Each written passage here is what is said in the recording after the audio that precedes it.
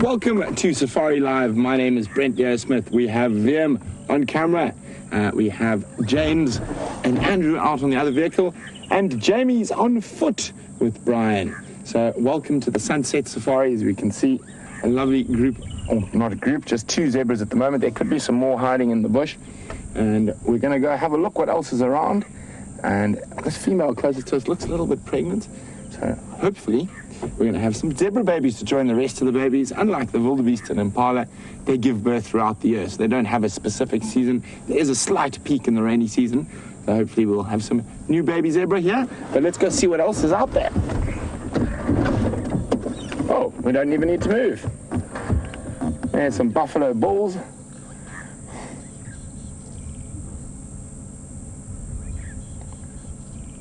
Oh, enjoying the new flush of green grass after the rain. Let me just move forward a skosh.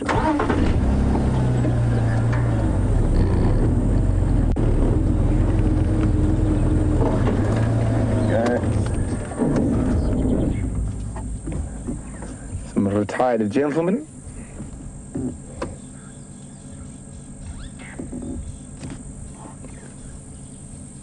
Very happy. Lots of mud wallows around at the moment. Lots of nice green grass, lots of water.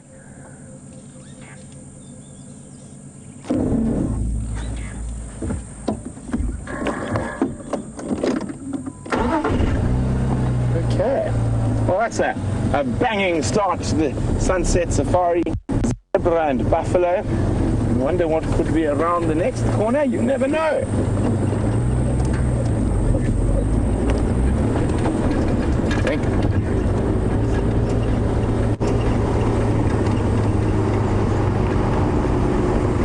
While we're going, there we go. The third animal of the Sunset Safari, a male impala, standing in the shade, ruminating. He's very sensible. It's 31 degrees Celsius, 83 Fahrenheit, but I think it's about 80% humidity, so hot and sweaty in the low part of South Africa today. I think, judging the fact we've had such a smashing start to the mammal department of the Sunset Safari, I played a game with Jamie the other morning, and Jamie beat me.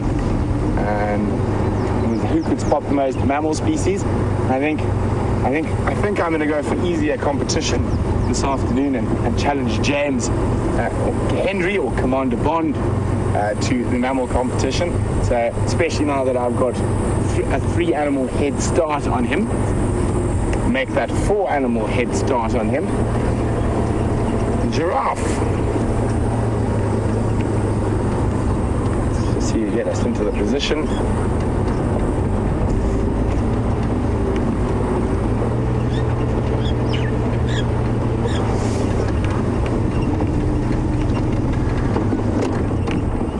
And there we go. There's the giraffe disappearing right down into the drainage line.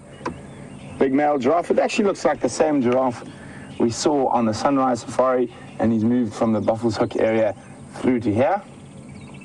Keep a lookout on the Djuma Dam cam. He might pop out there. At the moment he's heading straight down into that drainage line. So that's it. Not even sort of 5 minutes down, and we've already seen zebra, buffalo, impala and giraffe.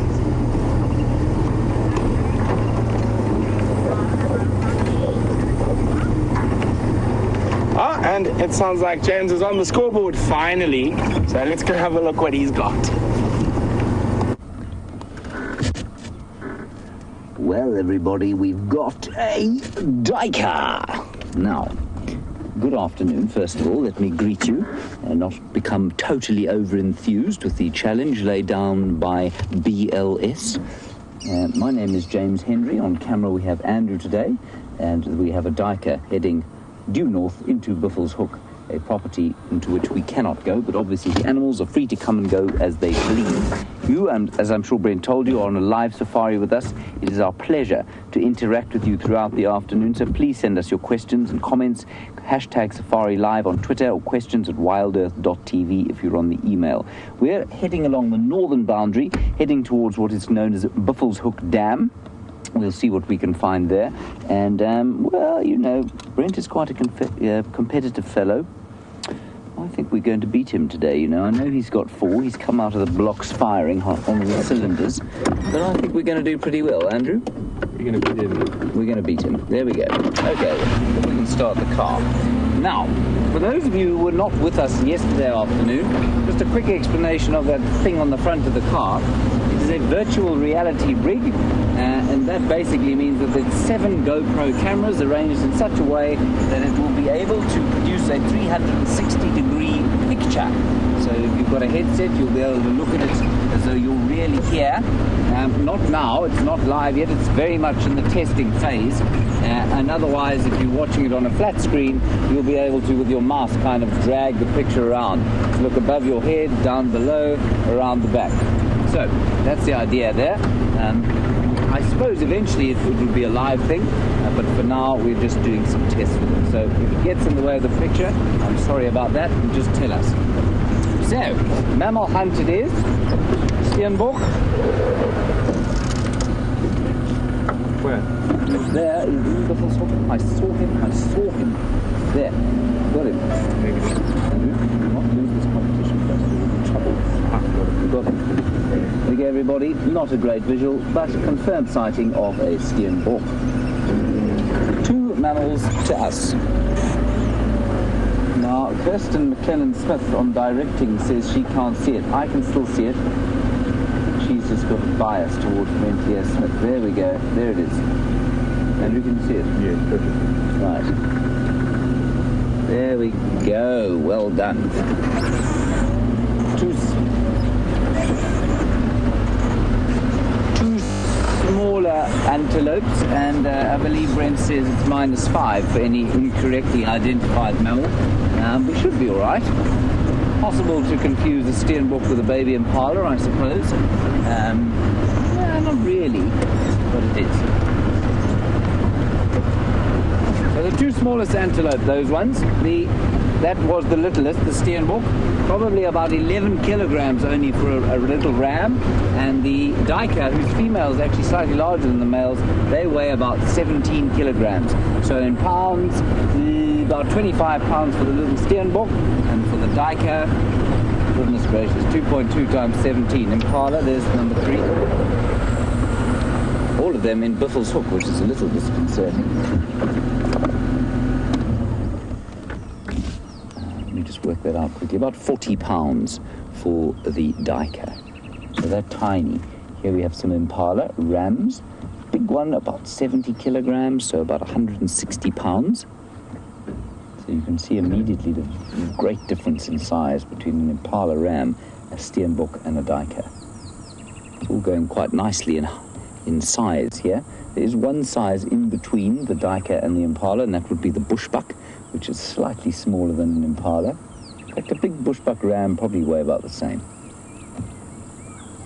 Beautiful.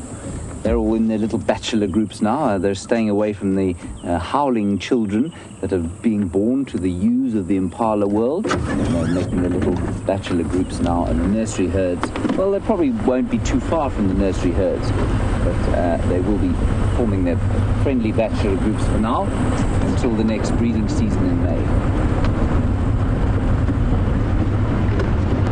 It's a lovely afternoon, and I was kind of hoping after the morning that it would remain cloudy, because it does tend to cool things. Oh, there's a buffalo. Good heavens, we're on fire here. Also in Buffelshoek, and lying on the road. See that? There we go. We'll continue our little theme on the weight or mass of these animals. So we had, let's see if we can remember them. Steenbok, I'm just going to do it in kilograms. 11 kilograms for the Steenbok, 17 for the Duiker, about 70 for a big Impala ram, and that big bull buffalo, 800 kilograms. A big one times 2.2 gives you roughly 1,800 pounds. There he is. Lovely. He looks a little bit disconcerted that we've stopped to look at him at this distance. He's never experienced that before. Normally things either come up close or just leave him be. Right, good. That should make it equal, I think. It's 4 all. Not so, Andrew. 4 all. 4 all. Even Stevens.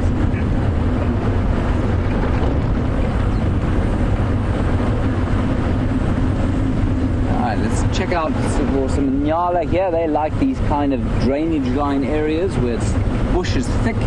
Maybe a bushbuck. No, nothing there.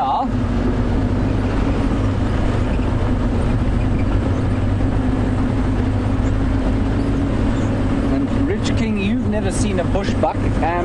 Rich King, they look like they're part of the kudu and Nyala family. It's called the spiral horned antelope.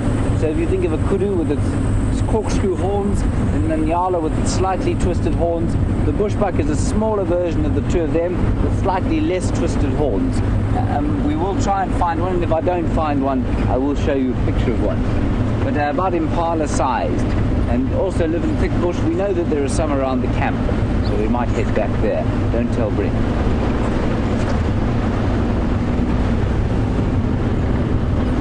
Of course, the disadvantage of beating Brent in a competition like this is that he will be in the doldrums for weeks afterwards. The disadvantage of losing to Brent is that he will lord it over you for weeks afterwards.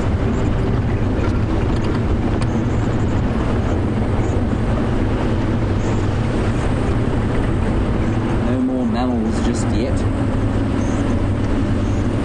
So our plan is, like I say, to head towards the water. It's been a hot day, and so I'm sure there will be the odd thing going down to the water to drink. And Buffelshoek Dam is always interesting because it's starting, well, I mean, it was drying out. I think it was 2 days off being completely dry when we had our last rains about 3 days ago. It has filled it up a little bit, and that's going to change the ecology of that area quite substantially.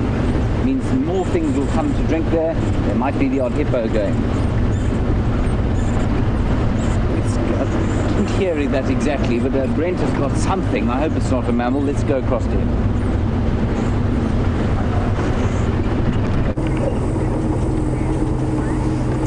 So there we go. Number 5. He just disappeared out of that wallow.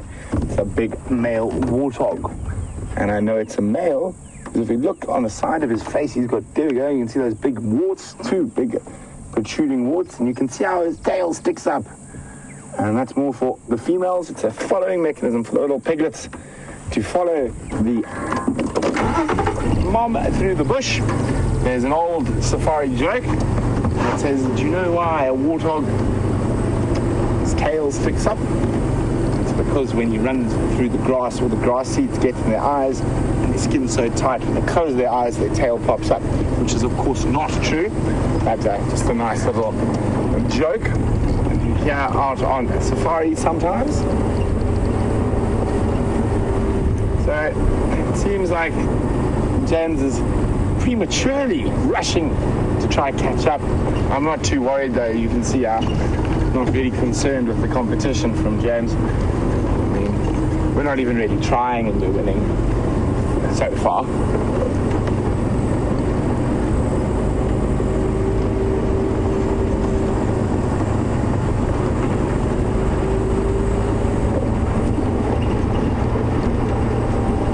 So we are heading slowly towards the Buffelshoek waterhole, hoping some elephants might come splish splash and make some mess in the mud.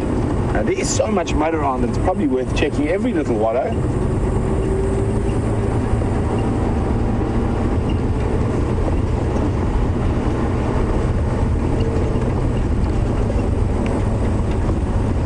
Of course, we are always in search of the big cats.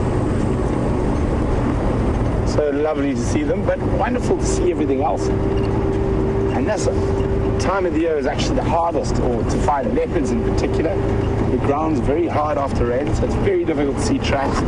New grass flush, you don't see tracks once they've left the road, or if they've left the animal path. The other thing is the bush starts getting much thicker, so more difficult to see in with all the growth.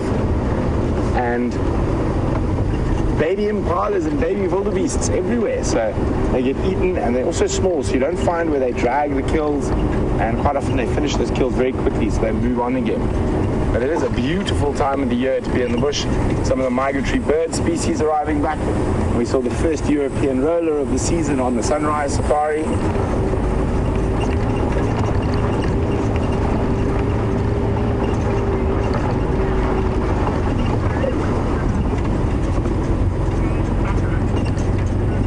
So we're going to keep scouring, but we're going to cross across to Commander Bond, who's still with some buffalo, and just to make sure he doesn't cheat and count it twice.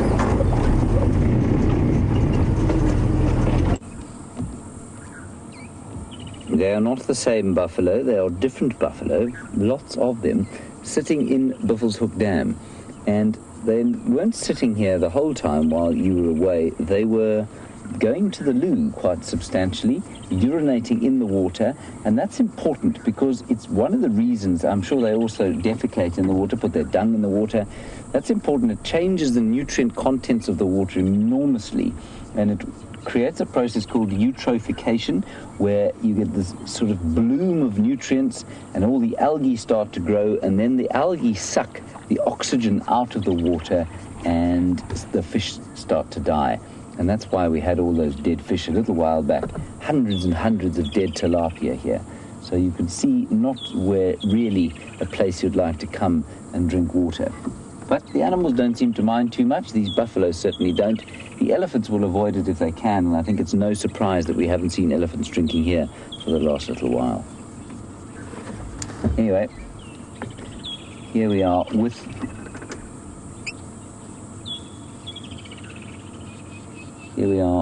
also with some woolly-necked storks at the back of the dam.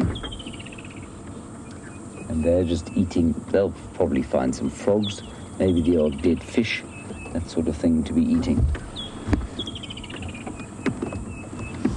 Otherwise, not a huge amount going on here. Oh, there are also 2 Egyptian geese, and they originally had 7 little goslings. They seem to be the worst parents in this little section of the Kruger National Park. Their counterparts at Arathusa had 7, still have 7, and they're almost geese now. They can't be called goslings anymore. These ones, of course, have failed to raise 1 out of their entire clutch of little goslings. It's a bit sad. All right, let's move on. I'm burning quietly here in the sun. It is very hot still, but I think it's going to be a lovely evening.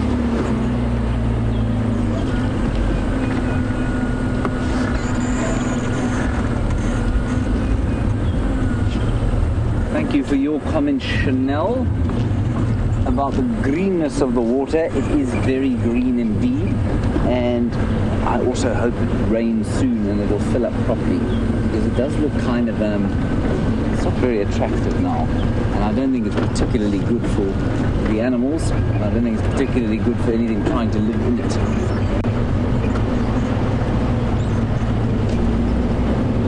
Certainly doesn't smell particularly great.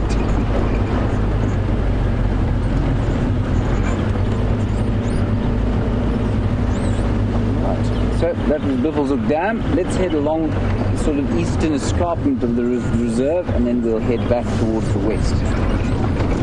All the time scouring the landscape for different kinds of mammals.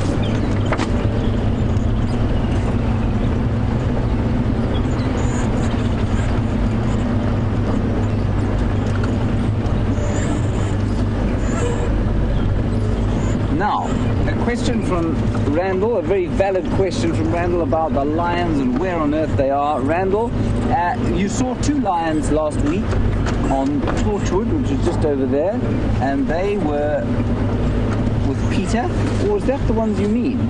I don't know which ones you mean, Randall, so I'll tell you where all the lions are at the moment. Fortunately, none of them are on Djuma, nor are they on Arathusa. 2 of the Birmingham boys are with 1 Styx female, as far as I know, on, where were they? That's right, they're on Chitwa to the south of us, and I think there are 2 further ones south of that with another Styx female on Mala Mala, so they've kind of split that pride, and that pride is mating. What's interesting also though, Randall, is that the one of those females was mating with the previous coalition, the Matimba males, and she has had cubs. And quite interestingly, the timing is such that the Birmingham boys who have come into the area and taken over have probably been conned into believing that those cubs belong to them. And so instead of engaging in that very common practice of lions, which is infanticide, new males coming into an area will kill the cubs of previous males, they've been conned into believing that those cubs are their own. And I think that's fascinating. So it'll be interesting to see how that story develops. It's all happening to the south of us at the moment, I'm afraid. Then you may have been referring to those two lionesses that you saw with Peter on Arethusa, and they went south.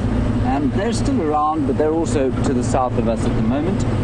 The Nkuhuma Pride we haven't heard from. That's our sort of used to be the mainstay of our lion viewing. 5 lionesses at the moment and 1 young male who's sort of living on borrowed time in his pride territory. And we don't know where they are or where they've gone.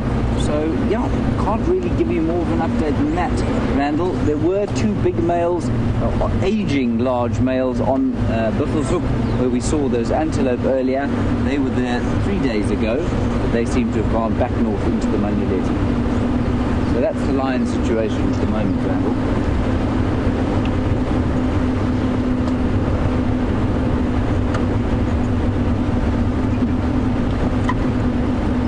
And Eric, on the subject of lions and the rarities of lions that occur in various parts of the world, we do get something called a white lion not too far from here, up in the Timbavati, and I think there was one seen in Lebombo concession, which is north of us and to the far east.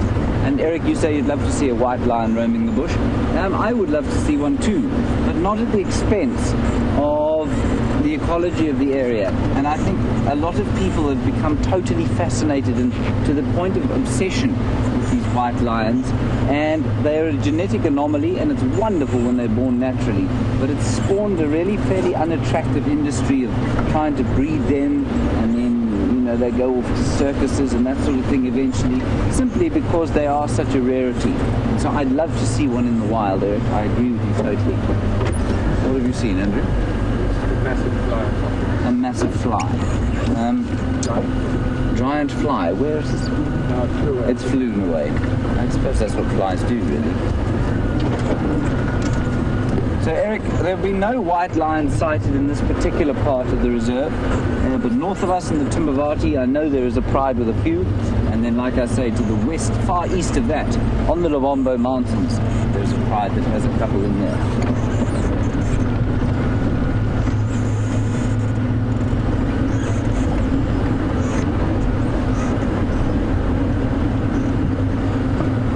It's always very interesting to me to note how fascinated people are, and I'm included in that, by different animals, or animals that come in slightly different colours and different shades. So we get, of course, black leopards. We don't find them here. We certainly haven't seen one here for, well, I don't think there's ever been one spotted here. Black leopards, that sort of strawberry-coloured leopard, and then we get melanistic birds, black birds, that are normally black. And the best example, if you're wondering what all of this means, is to go and into a park where you find your common feral pigeon.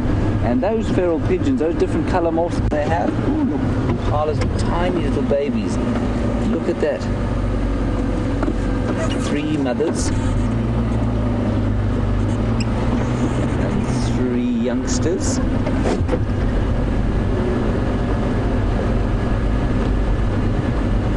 Running through there. They got a bit of a fright, I think, probably because I was yakking so loudly.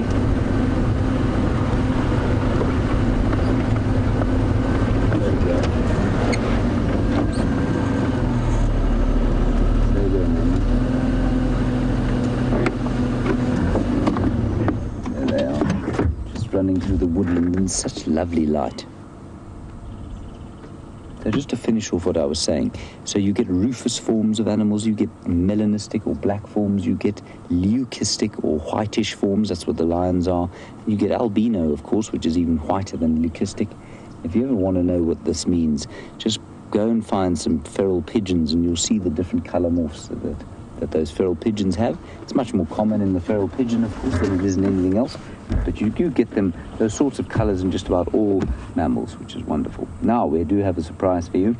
On foot, on her size, insubstantial size 4s, Jamie Patterson is taking her first bushwalk today, so go and enjoy that with her. I think it's going to be fantastic.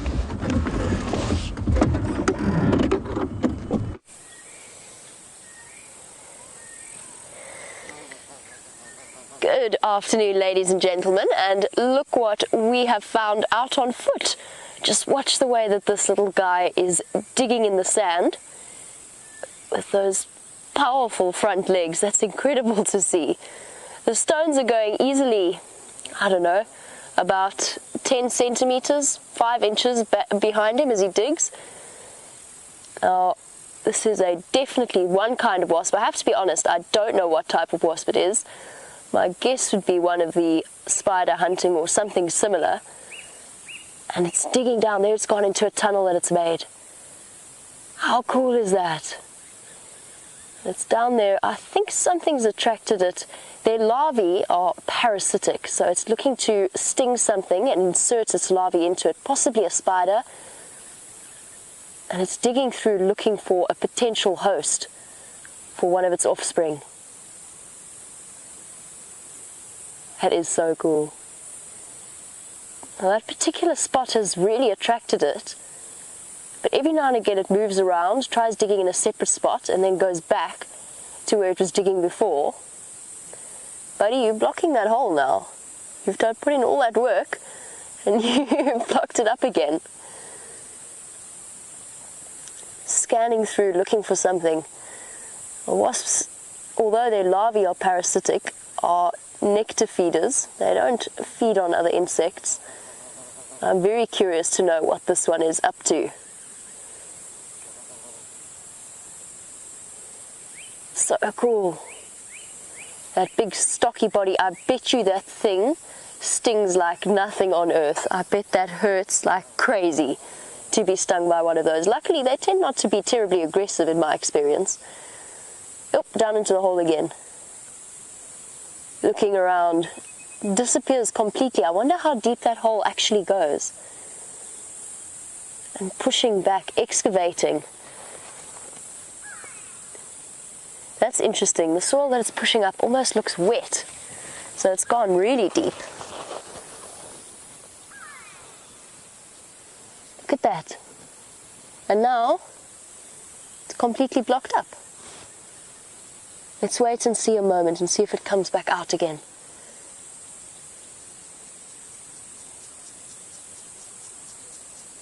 It's gone. Settled down for the day somewhere in a deep dark tunnel. That's so cool. Blocked itself up completely. And there's not 1 inch of movement. That's awesome. My name is Jamie and I'm on my very first bushwalk for these live safaris and live walks, and it's wonderful to have you all on board. Let's head back across and see what the vehicles are up to. Everybody, sorry to drag you away from young Miss Patterson. We have found some Nyala. We have to prove it to you. We have to beat Brent and James. Sorry about that. Here we go. I see them there. There we go. Number 5, Andrew. Back to even Stevens. So, along with our theme of size comparisons, the Nyala, of course, is now bigger than the Impala. Female about the same size as an Impala ram. And this is the size at which we stop referring to ewes and rams and we start referring to bulls and cows. So it's a Nyala cow and a Nyala bull. Nyala bull probably weighs in the region of 150 kilograms. So multiply that by 2.2, we get to roughly 360 pounds. Oh, they're so beautiful. These are my favorite antelope. Aren't they magnificent? Lovely chestnut color. And of course the bulls are that glorious charcoal gray Like big fluffy sort of teddy bears with horns, of course.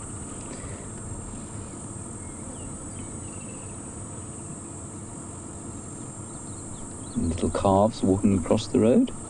So, like I was saying, Nyala bull, Nyala cow, Nyala calf. Anything smaller than this, so bushbuck, for example, is a bushbuck ewe, a bushbuck ram, and a bushbuck lamb. Same with impala. Don't ask me why that is the case, it just seems to be the convention.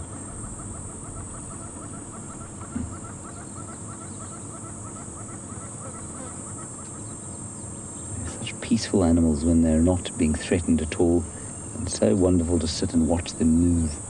The elegance with which the antelope move out here never ceases to amaze me. I think they're probably heading off towards old Buffelshoek Dam to see if they can find something to drink.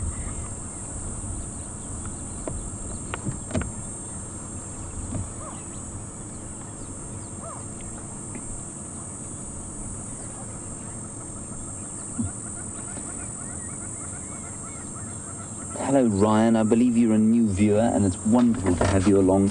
You want to know what the temperature is. I'm told by the final control that the temperature is 31 degrees Celsius, which sits at about 85 degrees Fahrenheit. Ryan, that is a lie, unquestionably. It's about 36 at least. It's very hot out here, about 92 degrees Fahrenheit. I think it probably feels hotter than it actually is because we had that rain about 3 days ago, and so there's a lot of humidity, a lot of moisture coming off the ground all around us. But certainly, Andrew, to me it feels hotter than 31, don't you think? Yeah. At least 33. At least 33, 34. So Ryan, I'm not sure whether you are more working in Fahrenheit or Celsius, but yeah, 33 degrees, 36 degrees Celsius odd here. Okay, let's head across to Brent to see what he's got. I hope it's not another mammal, and we'll keep going.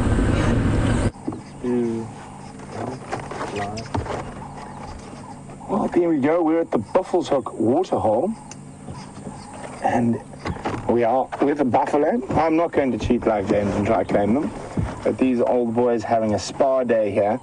There's a couple of them.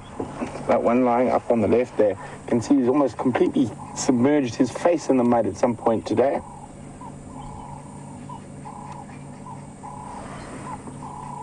Completely covered in mud. They don't seem to mind the rotting fish. But it is incredible how fast this water is already dropping from the rain. And there's been a large algal bloom, and very thick green algae that is sitting on top in certain parts, like down here. You'll see it all along there. And also the mud already starting to show again. But let us continue. I'm not sure what James is on, but I think he's catching up quite quickly. Oh, hang on. I have a... Come here. Oh, get off my foot, you creature.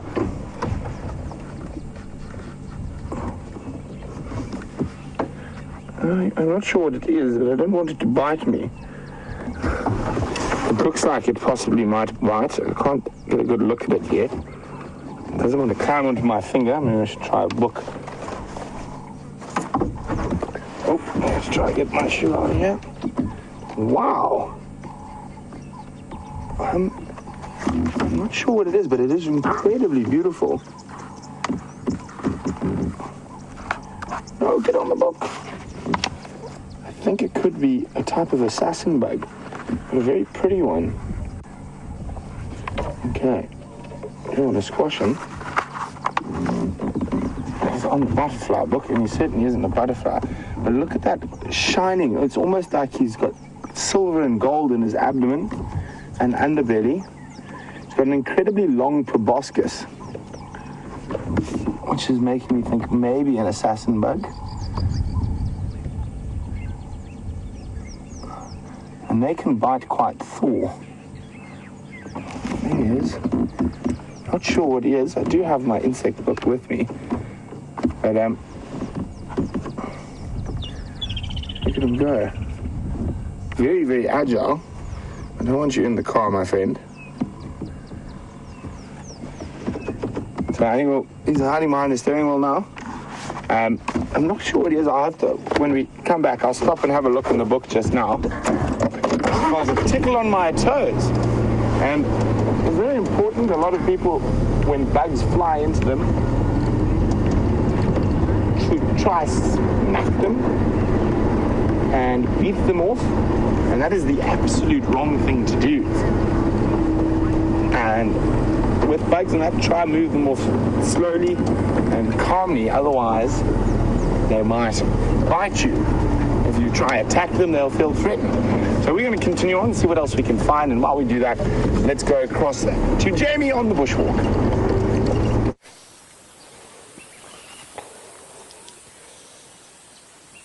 Just have a look at this incredible specimen of a tree.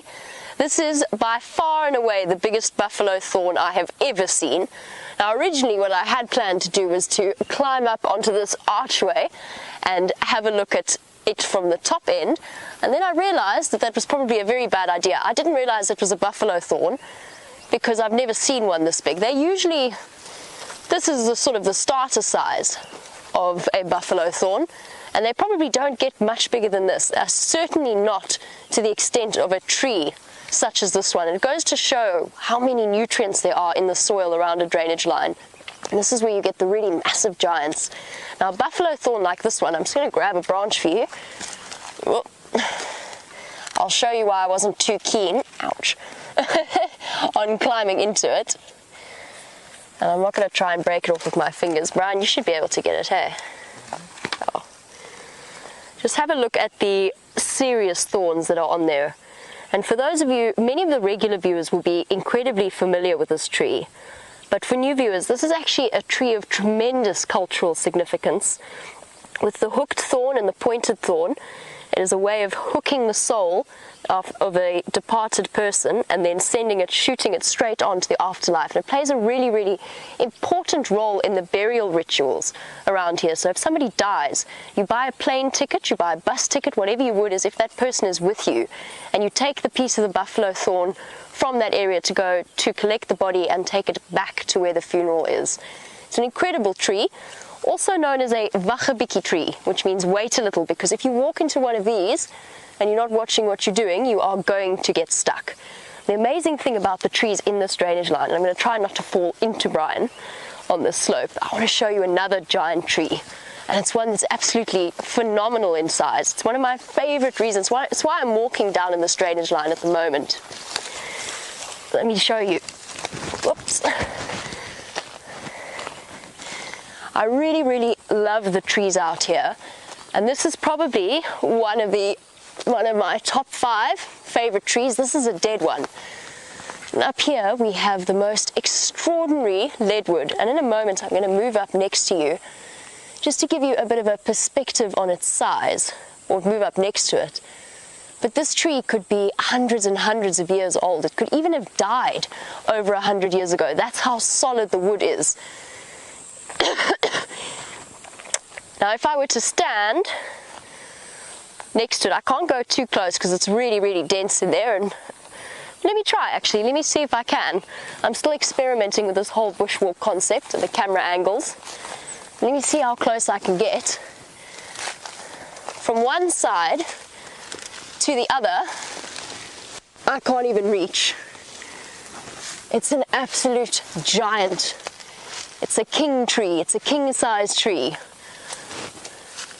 Look how broad it is. That's one arm positioned against this tree. They really are such cool trees. And 1 cubic meter. So if I was going to sort of construct a bit of a cube out of here, and 1 meter by 1 meter by 1 meter, which is 3 feet by 3 feet by 3 feet, and please do the maths in terms of volume, because that's as far as mine goes, it would weigh a ton. So 1,000 kilograms, 2,000 pounds. Absolutely incredible trees that we get out here. And now I have to try and duck out without smacking myself into any thorns.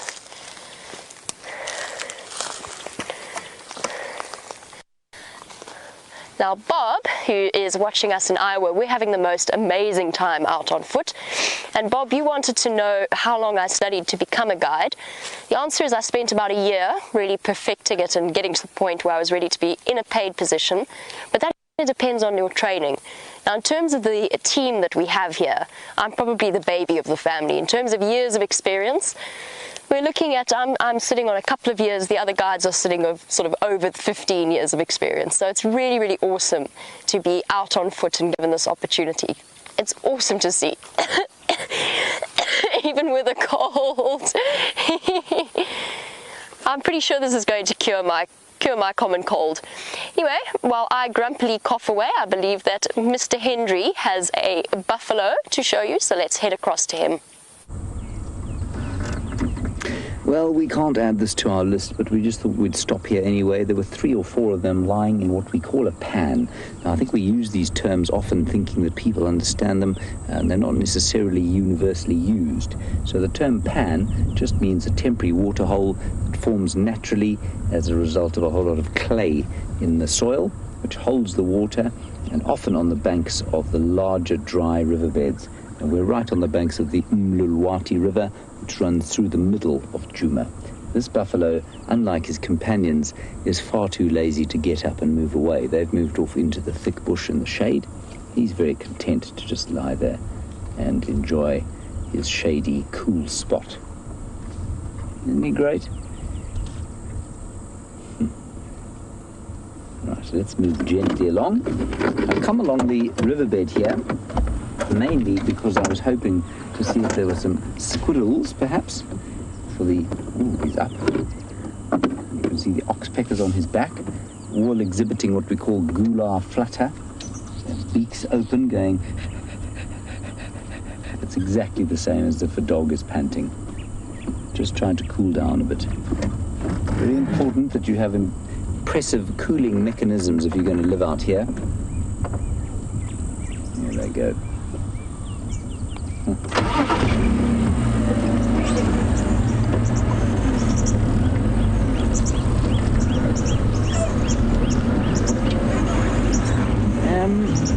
Miles, you say you find it fascinating that so many animals have got a line of hair along their backbones. Miles, I can't tell you, I'm not sure that I agree with you. Wildebeest, I suppose, does, and Nyala bull does, and they use those definitely for signaling, so to lift the hair up when they're angry. Lions and leopards certainly don't. Buffalo don't. I think you'll find that animals that do, Miles, have got it simply to lift up their. So they've got the hair to lift up, and that's to sort of give a signal to other animals that might be around. They'll be a bit threatened. Now, I'm going to have to hand over to Brent because he's got another mammal and we're falling behind now. See you just now.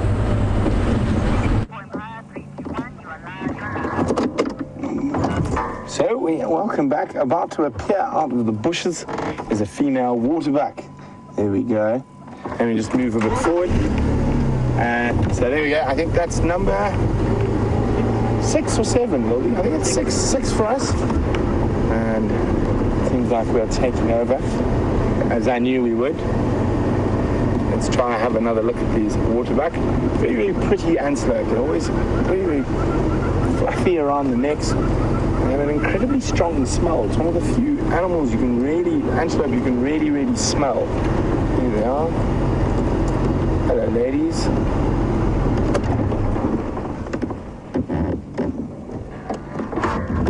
And the reason you can smell them is they secrete a very oily substance from a gland on their neck that they do sort of preen around their bodies. And it's quite smelly, but it also gives them a sort of waterproof layering. And there's a hornbill shouting top of his lungs next to us. That's that.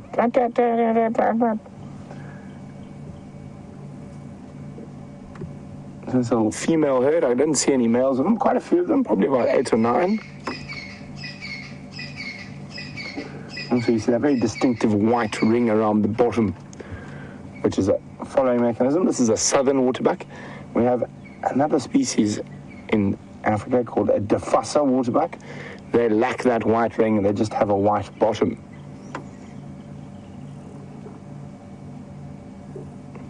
So off the waterbuck go. There's a lovely old Indabene story about waterbuck and crocodiles. It's a traditional story, but we will get to that a little later. We're going to go see Jamie's got something very cool and creepy on the bushwalk.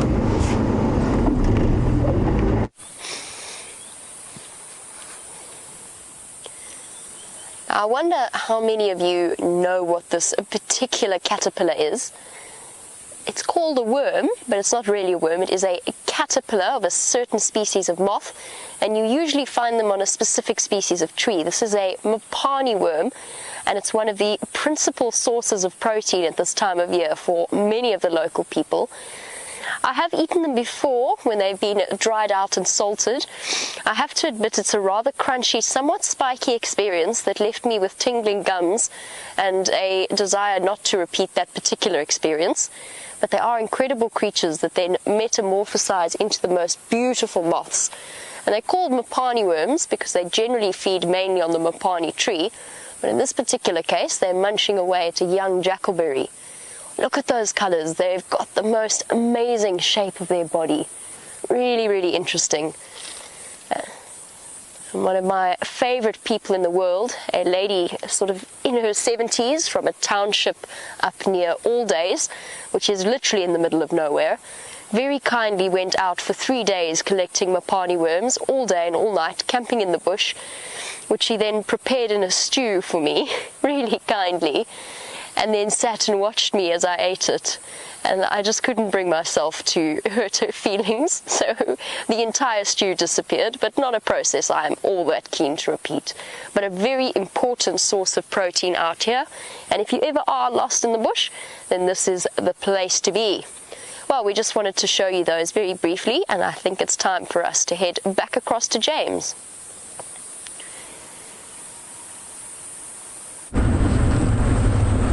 Right, we have found no further mammals, but fascinating that you had a mopani caterpillar with Jamie. Now, I actually didn't realize they were found here until Steph told me that they were found on jackalberry trees as well, and I wonder if maybe that's what you saw it on.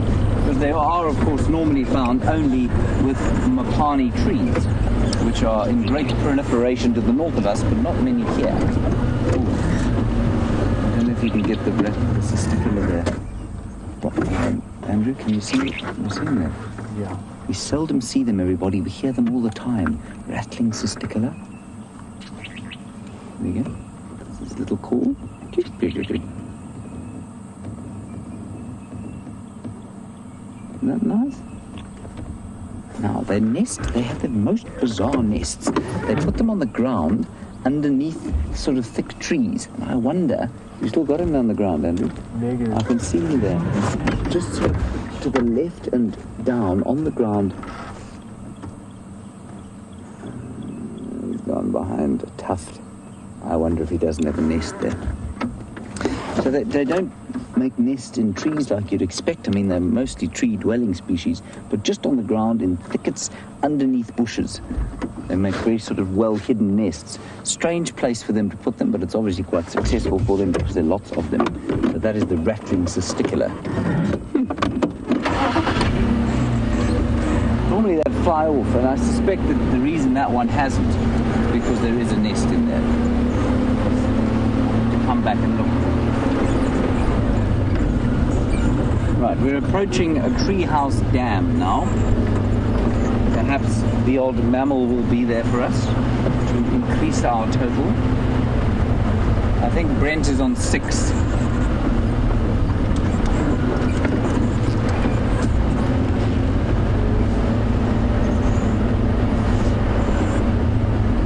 So, Rich, you were talking about water, and obviously water is a strong theme throughout these drives as we wait for the decent rains of the season to come. And Rich, you want to know if there are animals that bite other animals in the water, I think, if I understand your question correctly.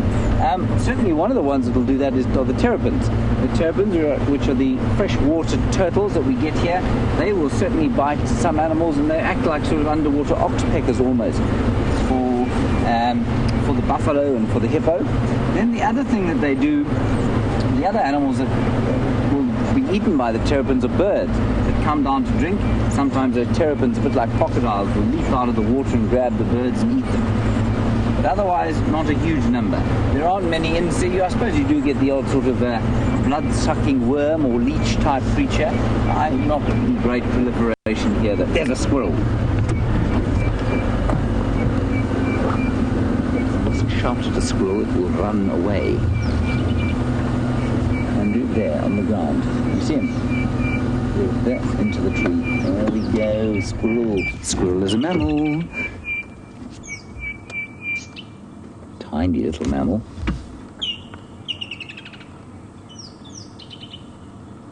Isn't that nice? Look at him. Let's just tell you a little bit about the birds that I can hear. There's the rattling cisticola going. Pss, pss, pss, pss. Then there's the woodland kingfisher. In the background, you can hear Steerling's wren warbler going.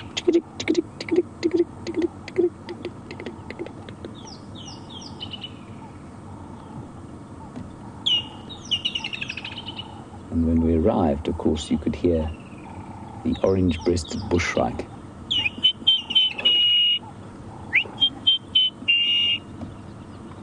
And there goes our little friend, the tree squirrel, a rodent. Marvellous. Well, 6 each. Excited, Andrew. 6 apiece, oh yes. 6 apiece. Stevens.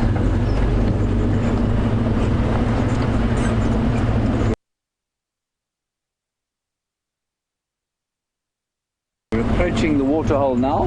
Not that there's much water in it. There's some mud. Mud can be attractive to some creatures. Lots of swallows are starting to build in the mud now.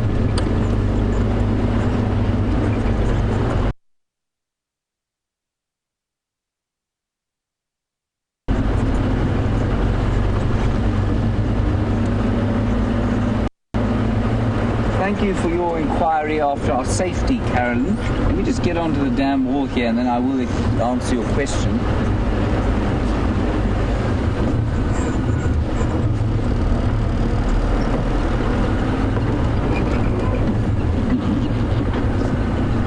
So here you can see little bits of mud.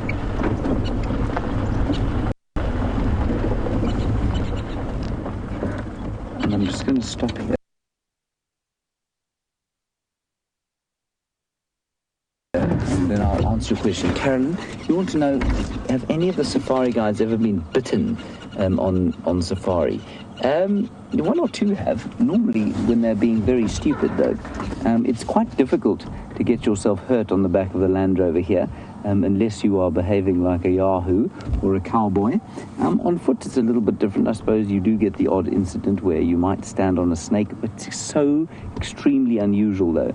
So an amusing story is from a chap who was, again, he was being stupid. He was trying to show off to his guests, and he found a python. Now, python are not venomous, of course, but they do have very sharp teeth. And I think he found one that was about 3 feet long, maybe a bit longer. He thought it was about 3 feet. And he had 6 beautiful girls on the back of his Land Rover, and he stopped next to the snake, and he thought, well, I'm going to show them, I'm going to pick it up. And he got out of the car, and he grabbed, all he could see was the tail, you see.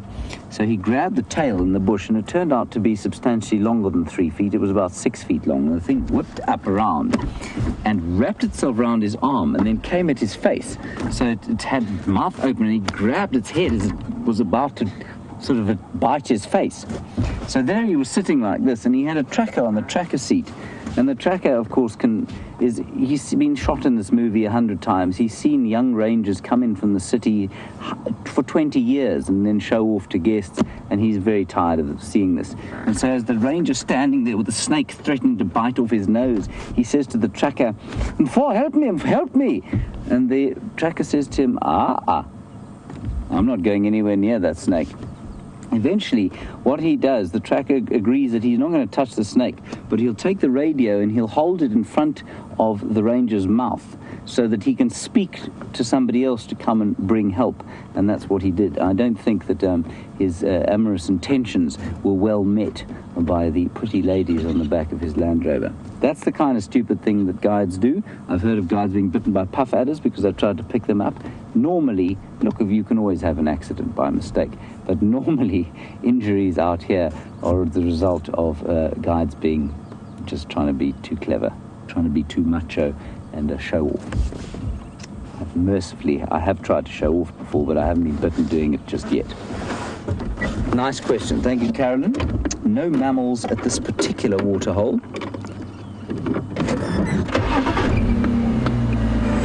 Right, let's head back across to Jamie. She's walking along, looking at various beautiful trees on the reserve, and she's got thorn tree to tell you about. We'll see you just now. Look what we have found for you. Just have a look at this incredible spider. I have a confession. Again, I have absolutely no idea what it is, beyond the fact that it looks like it's part of the orb family. You get those really big golden orbs and the garden orb spiders, and that's the very similar shape to what it has.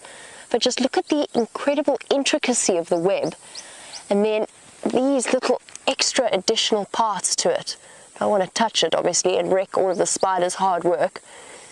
But those extra bits there, where it's layered extra silk, are a great way of, first of all, possibly serving as a warning sign for bigger, larger insects and larger birds to say, hey, don't fly into my web and smash all of my hard work, without then attracting the attention of something like a fly.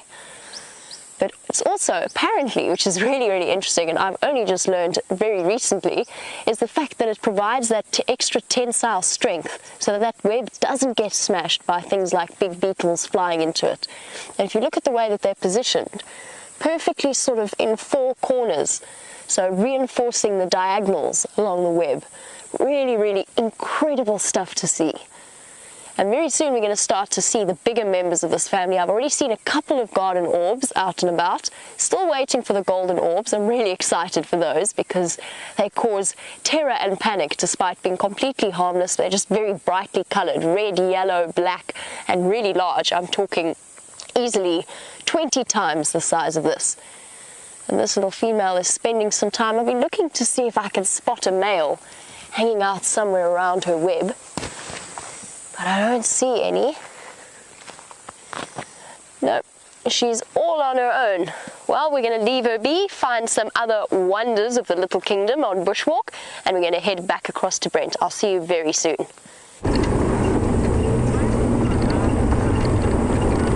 Welcome back to the A-team. That's Virm and myself. I think we're all tired at the moment, but as you can see, not any panic on our faces. And we are now going to head onto Borry Pan Road. And I've got a sneaking suspicion we might pick up a species or two there. A very good friend Nyala and bushbuck in that area. And I'm quite sure we might see a squirrel or two. We've got our eyes trained.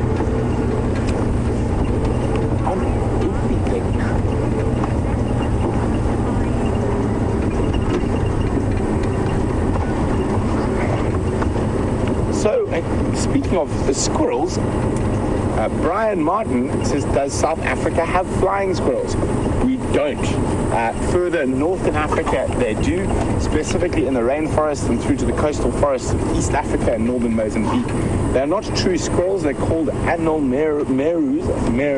maras, and I've seen quite a few of them. The one I've seen the most is called the Lord Derby's anole mara. And I've actually seen them flying between trees, and they'll actually maintain flight pathways, or they actually glide rather than fly. So they will keep all the little branches and stuff trimmed on their sort of little alleyways as they fly down. Really interesting little rodents. And there's about 4 species in Africa, total, none in southern Africa. So this is where I think we might find some Inyala resting up on the edge of the drainage system here.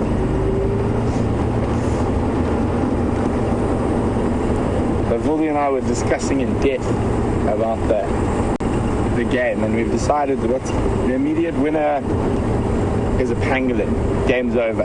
So hopefully we can scrounge up one of those.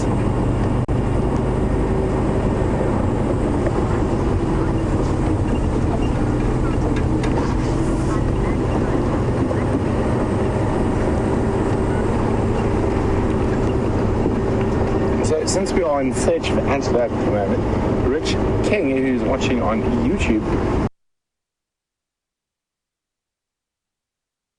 has asked, giraffe, we've seen one, but nonetheless, nice to have a look at again. Another male giraffe, not quite as dark as the one we saw earlier. So, what Rich King was wondering is, do many people get injured by antelope? And you can see Rich.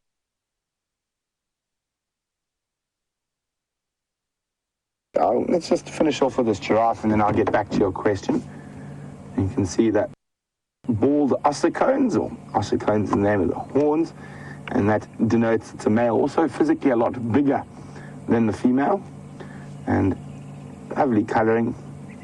And like most animals here, no giraffe has exactly the same spots. You can see all the ticks there on the inside of the leg.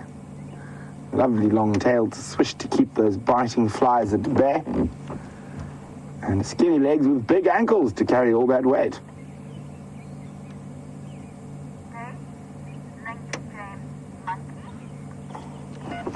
Oh, it seems like James Henry is feeling the pressure. I'm sure he's racing around the reserve, not like VM and myself, just calmly carrying on as normal. But James has got another animal for you guys. I think it's a bit rough, Brent Smith telling me that I am racing around, given our record of sort of vehicle trauma caused. Brent Smith is now on 6 mammals, we are on 7. There is a monkey, vervet monkey, one of 3 primates that we find out here. And we don't see a huge number of them, you know. But it's just great to spend a bit of time with them, and they're not that confiding. It's actually a credit to Juma that they don't come too close to the vehicles or to the camps.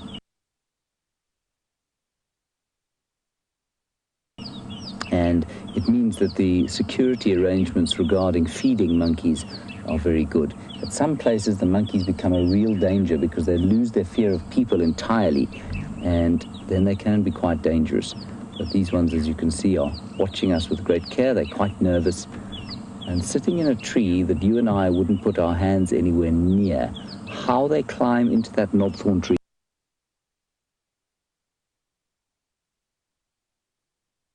without hurting their little hands, I just don't know.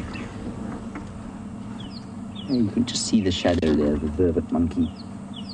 They'll be eating the pods, they'll be eating little insects that are in the tree. Just using it for security.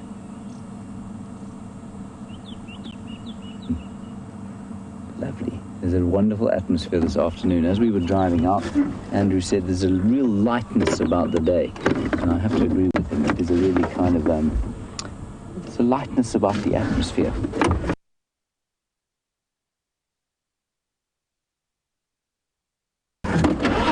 Right, on we go. 7-6.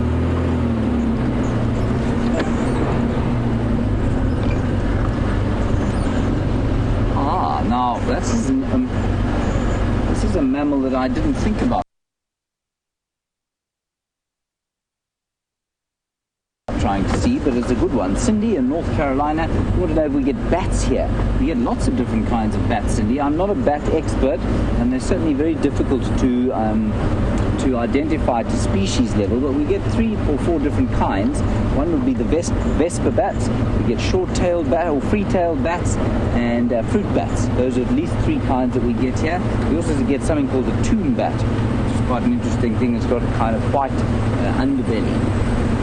Yes, at night time we do see them. I haven't seen any for a while though, I must confess. We'll definitely have a look as the sun sets and see if we can't get bats on our list of mammals. The other thing that I'm listening out for is the alarm call of the dwarf mongoose. And they make a kind of swizzling alarm call. That's Andrew being artistic, showing you the dead tree. Very nice, Andrew.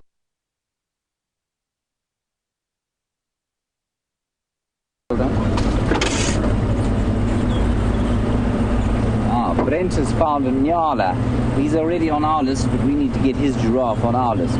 Okay, we'll head across to Brent and his Nyala. I will keep on going, slowly. So not the best view, but we came across, as I predicted. This area is very good for a Nyala.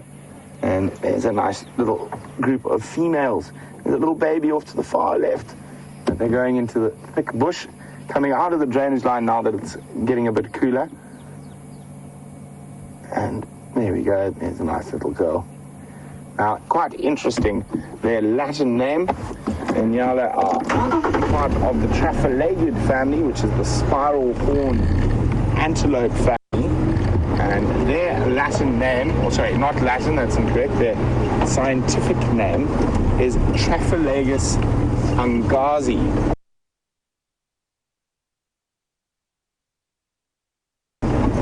What happened with that is there was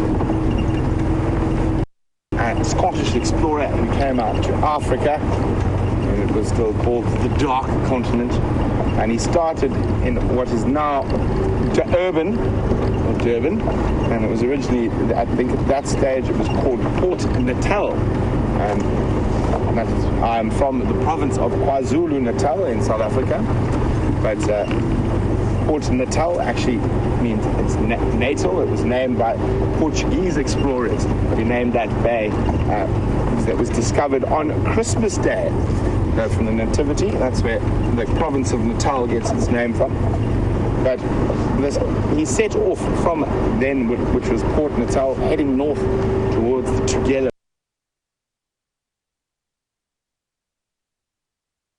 River. And south of the Tugela River, Nyala don't occur. It's a nice big natural boundary for them. So he collected all his porters and trackers and that from that area around Durban, and he crossed the Tugela River to the north, and he shot. And that's how people discovered things. And as you shot it and then identified it, and he asked his Zulu staff, "What is this?" And the Zulu went, "Angas!" which means, I don't know. It's where he's from, there were no Nyala. So that's basically the scientific name for it. Nyala is a spiral-horned, I don't know. Lots of funny little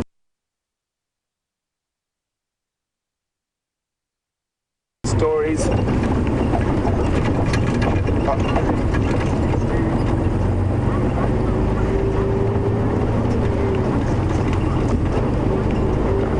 I just got to be on that Game Drive channel for a second.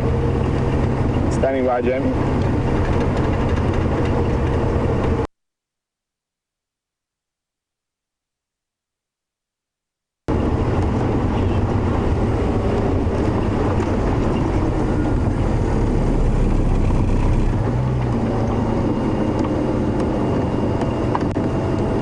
Okay, copy, thanks very much. I'm on at Gori Pan. I'll start making my way there as well. Okay, interesting stuff. Jamie's got Monkey's alarm calling on foot. She's heading in towards that area. We're going to see if we can give her a hand.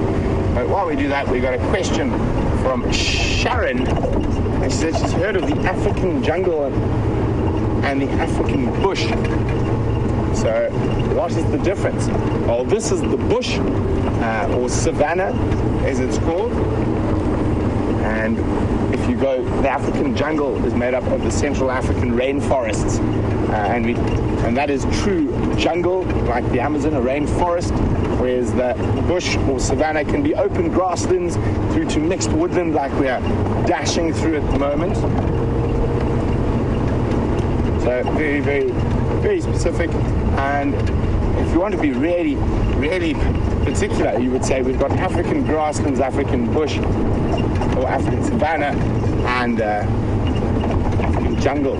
So savanna is what we're in now, and it's a mosaic of grassland and woodland. You also have one of the largest extended dry forests in the world, so not a rainforest, and that is Miombo woodland, which stretches all the way from Zimbabwe right up through Tanzania, to Malawi, Zambia, Tanzania, into Congo, past Congo, Rwanda, going all the way up to South Sudan, Cameroon, and that is Miombo woodland or Brachystegia woodland. Lots of tsetse flies. Okay, so while we race to go give Jamie a hand in that area, James has got another antelope, but we hopefully will have a leopard instead.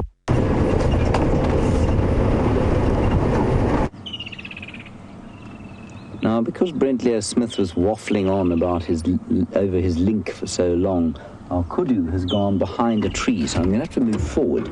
Leopard indeed. Let's see. So, brings our total to 8. Excuse me. Oh, here's another one coming across the road. And we were talking about the spiral-horned antelope and keeping in sort of the theme of our sizes. This is the largest antelope that we get here, and he weighs about 270 kilograms. Pretty big. And that in pounds works out at roughly 580 odd pounds. So pretty big. So in the same family as the Nyala, and we were asking about bushbuck. Rich King, you were asking about bushbuck. This family, the tragelaphid or spiral-horned antelope, this is the largest example that we get here, the kudu. The largest example anywhere is called an eland. And then there's the Nyala and the bushbuck, and then something called a bongo, which lives in the rainforests of Central Africa. Isn't he lovely? That's a magnificent kudu bull. It's no surprise that the Kruger National Park's emblem is a kudu and his horns.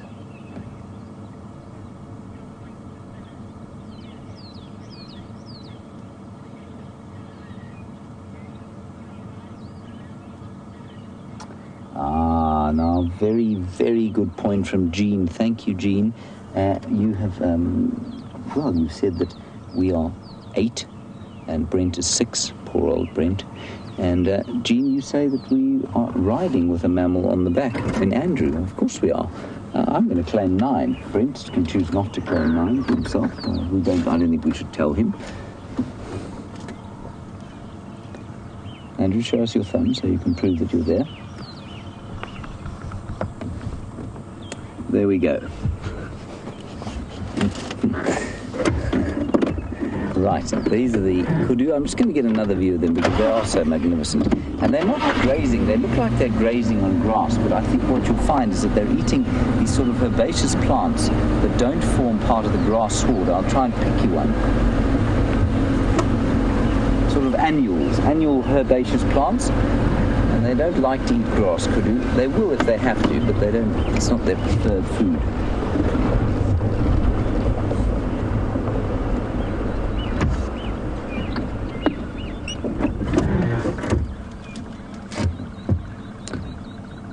Wonderful to hear all the way from Kenya. And you're in Kenya and you want to know how you become a camera operator on Safari Live. I don't really know. I think you have to have a basic knowledge of wildlife. That certainly helps. Andrew was a guide before he was a cameraman, right, Andrew? Correct.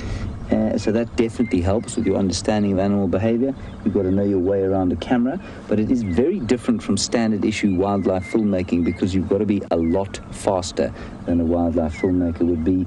You're operating live, of course, so you can't spend 7 hours setting up your shot and lighting the set and, kind of, if you miss it, you can't sit around for 3 days and wait for the same sort of action to happen. You've got to be really, really fast. And that just comes with practice, Anne. That's sort of best advice I can give you, I think. I think writing to the powers that be would be your best bet. But those are the skills, I'd say. You need a good understanding of animal behavior and real speed on the camera. And we've had a few cameramen who've come and gone very accomplished, great CVs and resumes on wildlife filmmaking. They've done some great stuff, but the live game is very different. You've got to be so much faster and so much sharper about where your eyes go.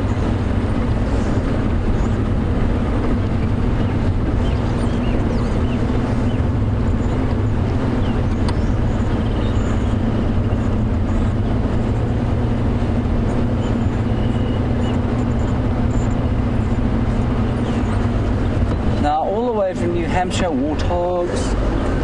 The warthogs are not from New Hampshire. Darlene, you're from New Hampshire. I'm going to answer your question now. I'm just going to sneak a little bit forward.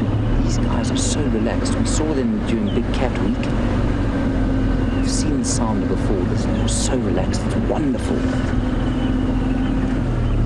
Look at that. I wonder if we get extra points for having a two-shot. Isn't that great? Now look at this one, Andrew, the one on the mound. It's eating sand, it's eating dirt, bashing away, digging away on the mound, and then eating that clay. Now that's very interesting. It's a process called geophagia. I've read about it. I don't think I've ever seen it that clearly. Took a great big mouthful of that old termite mound because of all the nutrients in the soil, in the clay. Marvellous. Now, Darlene in New Hampshire, you want to know about rhino, why we don't see them. Firstly, white rhino, Darlene, we do get here. We don't show them because of poaching. We don't want any potential poachers to perhaps watch the show, and we just don't want to make any contribution to the scourge of rhino poaching, so we don't show them on the show. You do find them around here occasionally, certainly not in the numbers that we used to. Then black rhino, this is just not ideal habitat. They are absolutely endangered, but they were never found here in great numbers. See them kneeling there, eating away. And they do that because they like to get right down to the base of the grass plants. They don't just eat the leaves, they like to pull out some of the roots and the rhizomes, which are sort of underground storage bulbs. This is the best sounder of warthog on Djuma. It's the biggest, I think, and certainly the least likely to run away.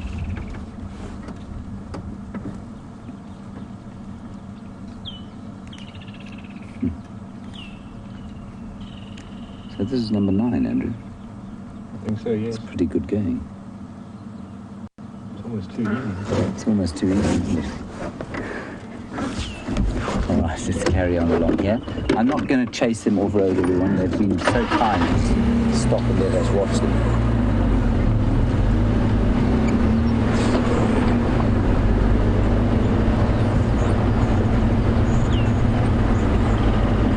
More kudos.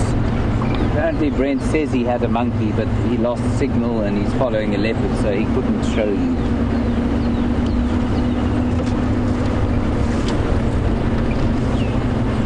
They say that there are a number of different kinds of problems, 2 of which are your problem and my problem. And, you know, Brent's black screen is Brent's problem.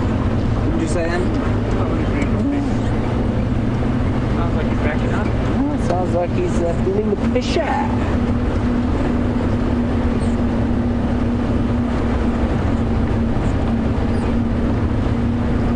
To be fair, when Brent finds a leopard track, very little that will distract him.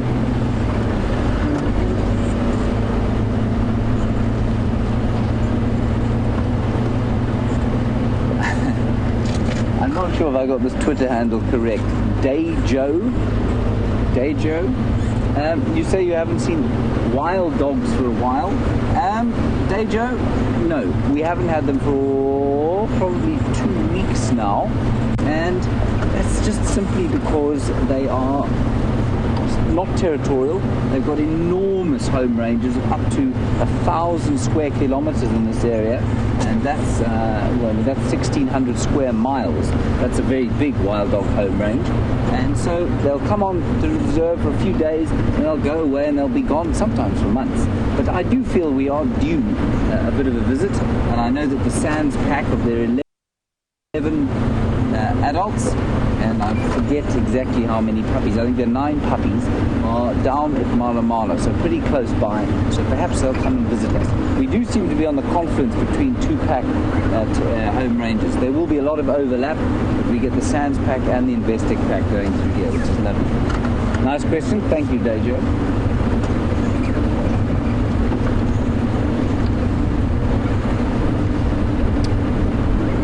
Quite amusing if we found a leopard.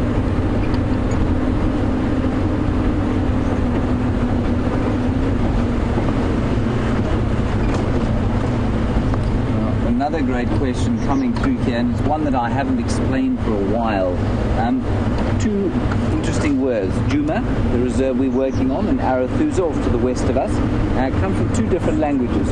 Juma is a lion call. It's the, I think if I'm not mistaken, it's the softer lion call, the kind of contact call. That's the Juma. It's an onomatopoeic term. And then that's in Shangaan or Xitsonga. Then off to the west of us is Arathusa, and that language is Northern Sotho or Pedi. And Arathusa means let us help each other, or let us help. That's a very pretty name, Arathusa. Different language. There's an impala. I'm tempted to just drive past him, but I feel that would be disrespectful to him. Hello, impala. There he is. He's just over a year old now.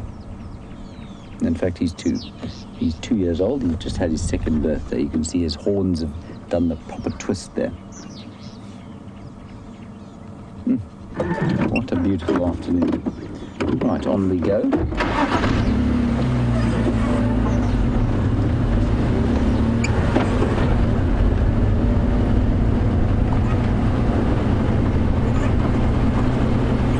Find out from Brent where he is and just see if we can't give him a hand with those leopard tracks. Of course, I just want to help. Brent, you copy Brent?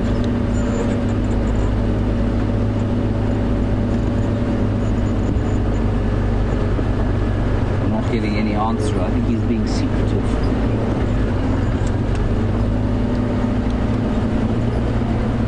On black screen. Maybe he's in a difficult signal area. He might be out tracking.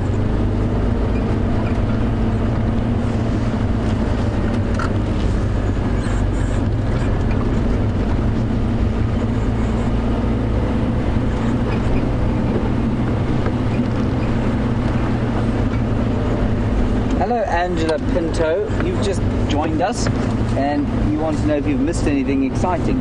It depends really on your perspective, I suppose. We've had a pretty beautiful afternoon. We haven't seen anything enormous yet, but there's a hot competition running between Brent and I. We're trying to find as many mammals as we can. Andrew and I are on 9 mammals. Brent,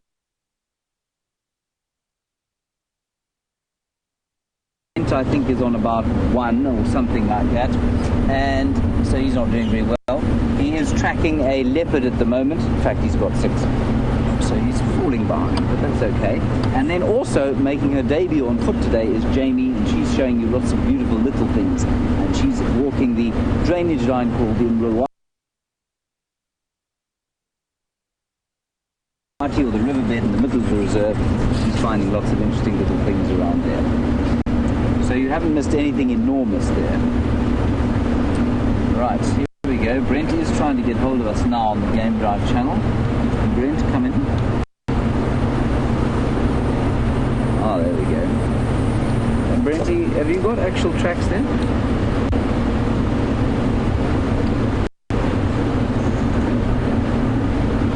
Ah, monkeys were long.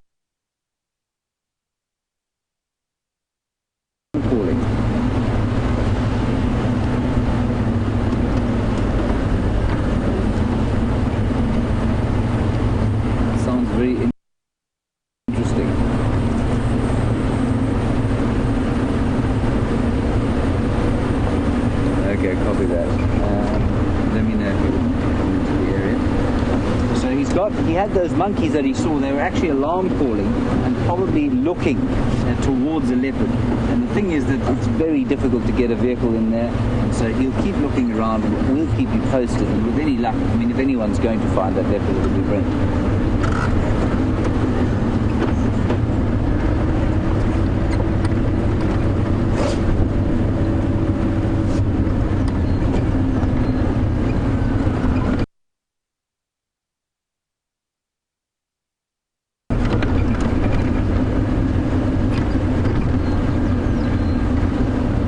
Wonderful, wonderful question coming out of Croatia as we watch a cuckoo go flying by and one little stop. Not viewable.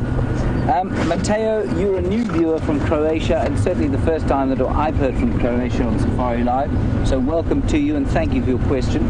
You want to know if we've ever made friends with an animal or kind of developed a deep connection.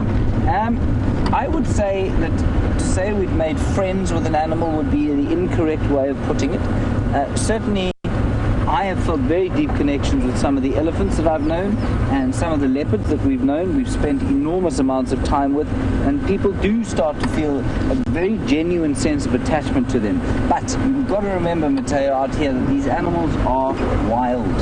They are not tame, and no matter how well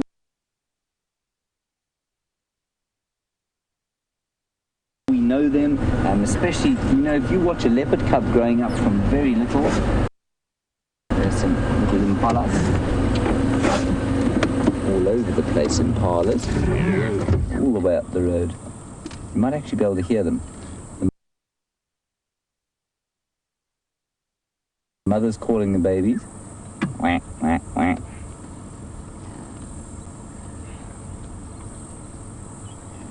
Lovely.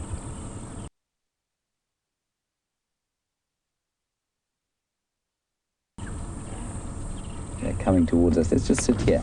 So, Matteo, yeah, really not a huge amount of, you know, you look at them all exercising. Isn't that beautiful?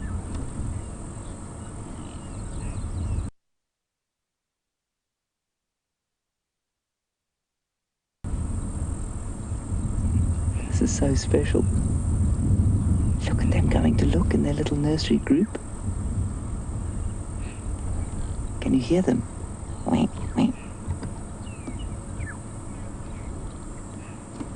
That is so sweet. Just days old, everyone. Just a few days, and look at them wagging their tails, able to run like adults.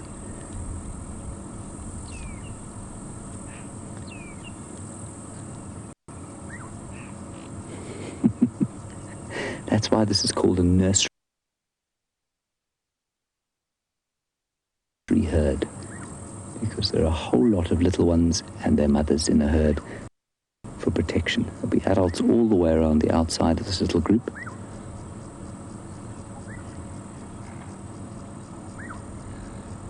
You can actually see the size difference between those two that were just on the road there.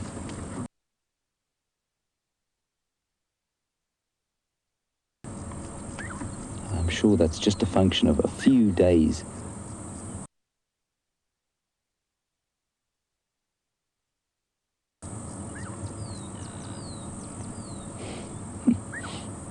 Just wonderful.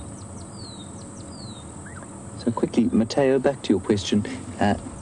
Yes, we do form deep connections with some of the animals, some people more than others.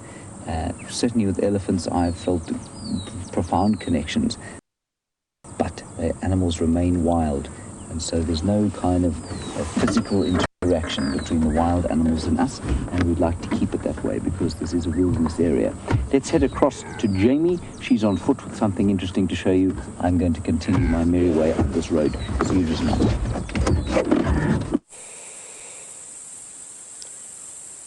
So, there's nothing more exciting to me in the bush than finding bones, particularly big bones. Now, this is what originally attracted me to this particular site.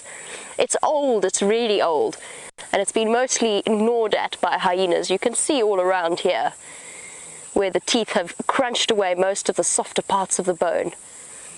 And actually, Where's that keratin? Oh, there we go. I've got a really, really good example. So many viewers ask us about the antlers versus horns and the horns of the antelope. So here we've got a really useful example.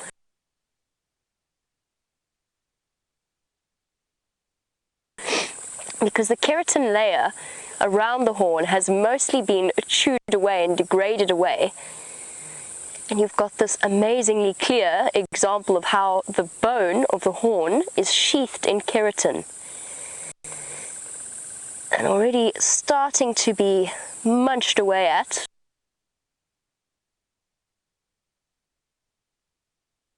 By the larvae of the horn moths. They're starting to make these holes. How cool is that though? And now you understand why when we see an antelope with a broken horn, we always wince in sympathy, because this is solid bone.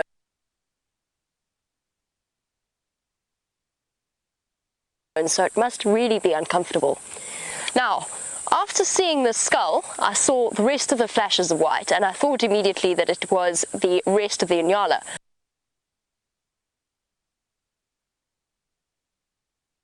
But come and have a look, because it definitely isn't. If it is, it was the world's biggest Inyala. And this is like my favorite thing to do, is to go and find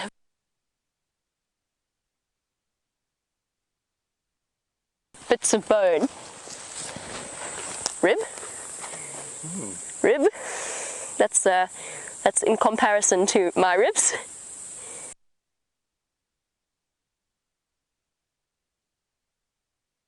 It's huge,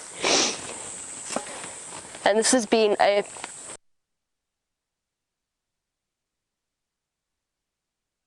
hunting ground. I'm pretty sure I know what it is, and I'm pretty sure you guys can guess as well, but I'll show you a little bits and pieces of evidence.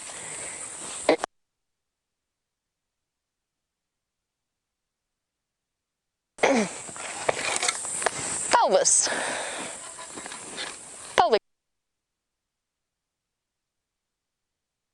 Bone, half of pelvic bone. It's incredible to see. You can even see the joints and the bits where it's been munched away. And all of the cracks and fissures of age. This is a very old carcass.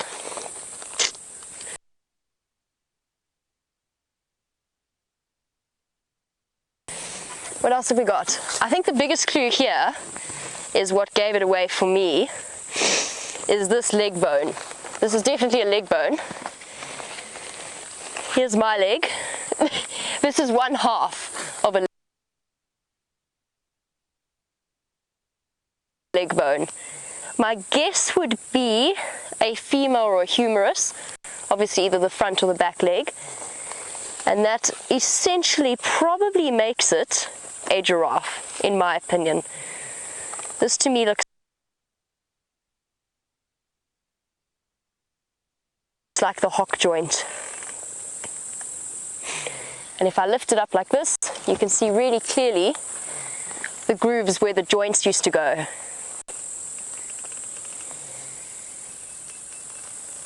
So cool. I love coming back and reconstructing. I'd actually love to spend a bit of time constructing the skeleton. We haven't got everything. We've definitely got sort of maybe 2 legs, maybe 3 at a push.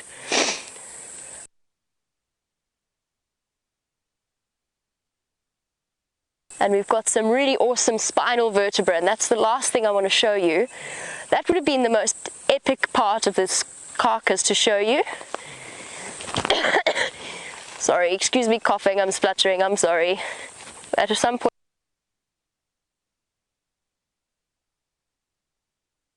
soon this flu will go. Now what would have been definitively giraffe would have been if we could have found one of those enormous leg vertebrae that they have.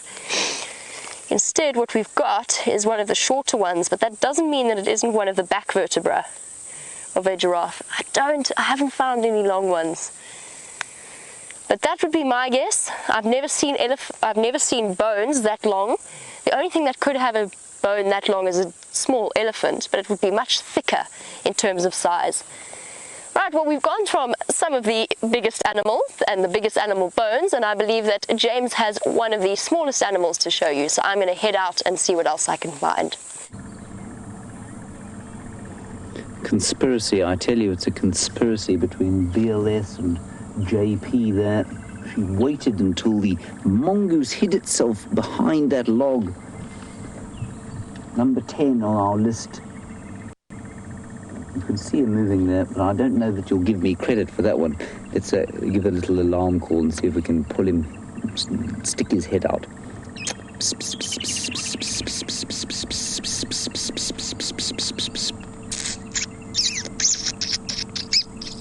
Ah, got him.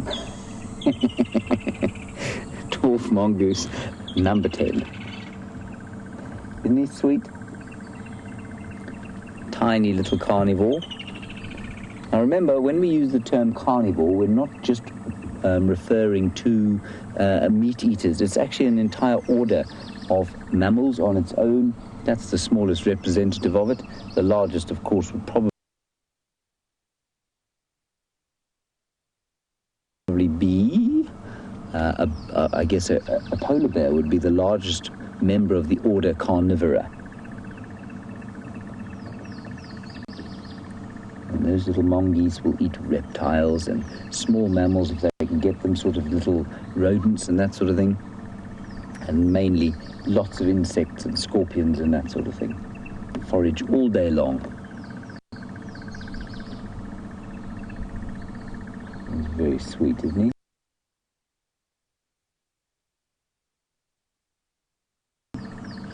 We often get asked if we get meerkats here.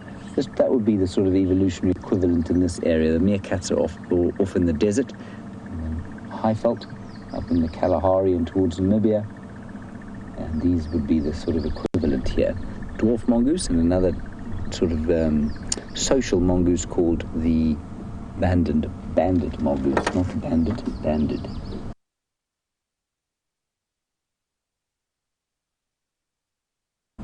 Wonderful. Good stuff. Well done, Andrew.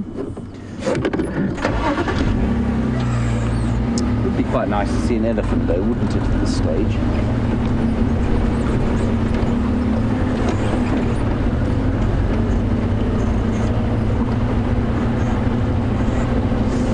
Yes. Sherry, I think you make a very valid point there. You say, I better watch it because Brent might change the rules at the last second. You're absolutely right. If he finds that leopard, he'll definitely give himself 10 mammals. I'm not sure I'll be able to object to that, though, if he finds the leopard.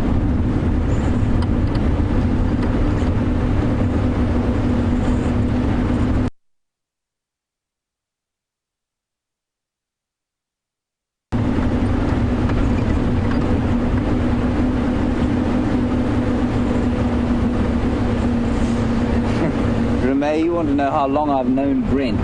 I met Brent, I actually met Brent when he was still at school. He and Scott were at school when I'm a little bit older than they are.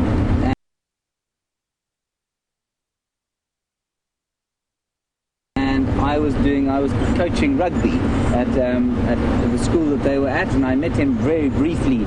So that was in 1999, but I didn't know him until I met him again at Londolozi in 2006.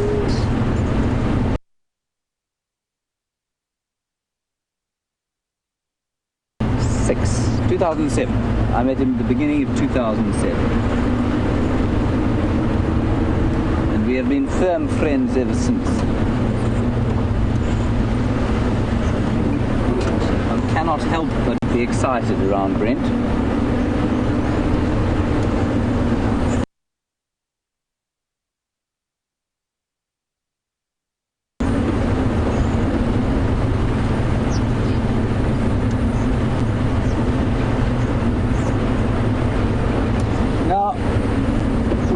Mention of an alarming number of different properties, and you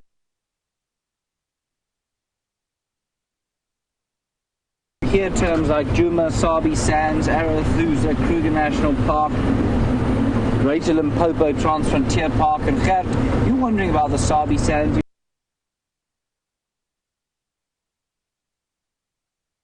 say you've looked at a map of it, and it only shows the commercial lodges, and are there any sort of areas or lodges where people come that are not open to the public?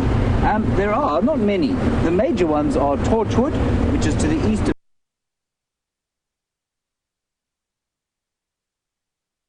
Djuma, and Buffelshoek, which is to the far northern side, and they don't have commercial arms.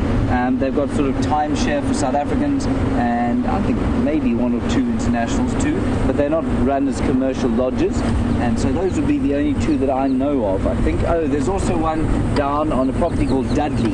In fact, that's a good one, that's a big one. There's some more dwarf mongoose running across the road.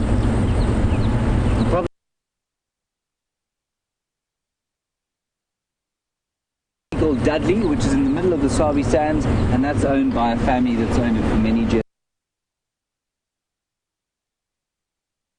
generations, and they don't run any commercial operations there, but a lot of other lodges, much like the Buffelshoek, will traverse the area. So I think those are the only two that I know, or three that I know of: Torchwood, Dudley, and Buffelshoek.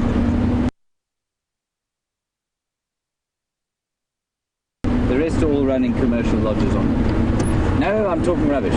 There's another one. There's a Hofmann's, which is just to the south of Djuma as well. They don't have a commercial lodge on it. No, there's another one too. It's called Ottawa. Ottawa is in between Singita and Londolozi. And well, what have we got there, Andrew? A buffalo or a hyena. Of course, they're very similar looking animals. Shall I go back or forward? Just in the pond there, look at that. In the pond? Water gatherers. I see that water gathering. There's something in there.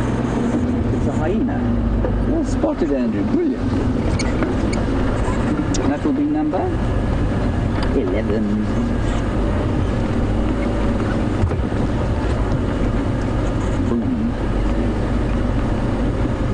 So Gert, the list while we drive around here: Ottawa in the middle, Dudley in the south,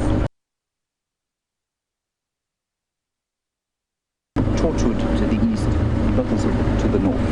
Those are the properties that don't have commercial lodges on them. They are all traversed though, so they will all be used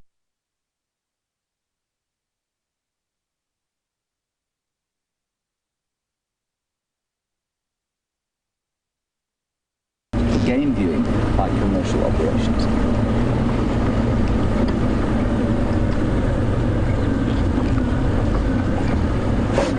Look at that filthy hyena.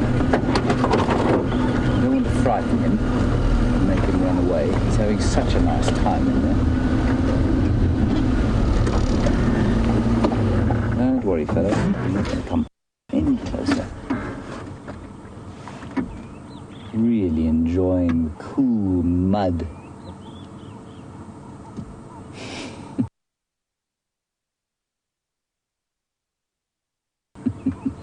Andrew, that was a brilliant spot. Well done. Thanks.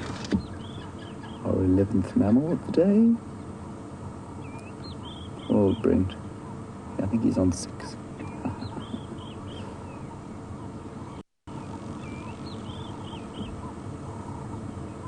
Now, you will notice, of course, that hyenas do not subscribe to the same levels of cleanliness that the cats do. And that is obviously a very filthy hyena. In wild dogs are quite similar, although, as we all know by now, they are not related to hyenas at all.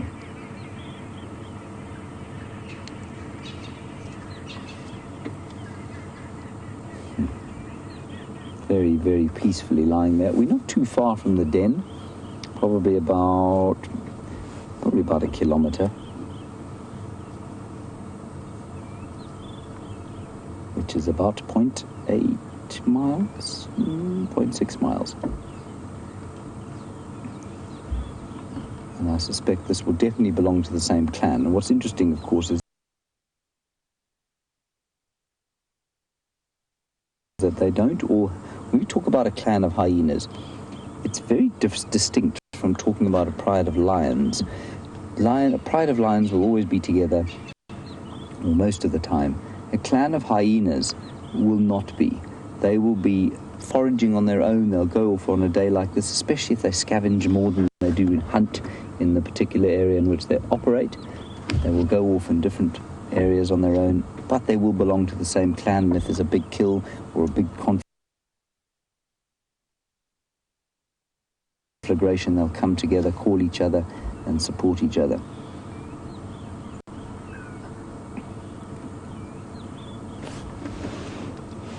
Just to give you an update on Brent, he does have male leopard tracks there, so it probably sounds like Mvula where he is.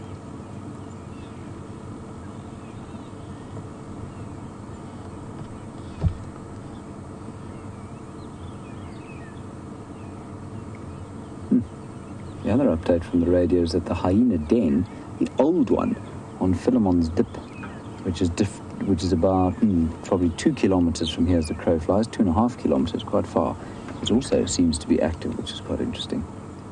So 2 active dens in one clan territory, and Steph was telling me the other day that that's not unusual. Apparently the subordinate females might give birth in sort of the lesser used dens. Doesn't that look like a peaceful thing to be doing? All right, let's leave this hyena to itself, snoozing in the mud. And I'm sure one of us will go and see if we can't see that little cub before the end of the drive today. It's still quite hot, so I'm sure the little one's down in the burrow. Good spot, Andrew. Thank you, sir. Right, let's head across to Brent so he can tell you properly about the leopard tracks he's been following. It's quite exciting. Love to see old Mvula again. I might have to do it vicariously through you and Brent. We'll see you just now.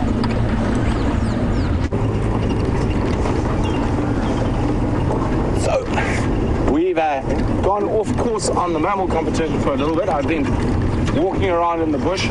I went into that area where Jamie heard the alarm calls. They were a bit far away from there. So Liam and I rushed there. We saw the monkeys alarm calling, and then it was too thick to get a car in, so I went for a little walk, and we found male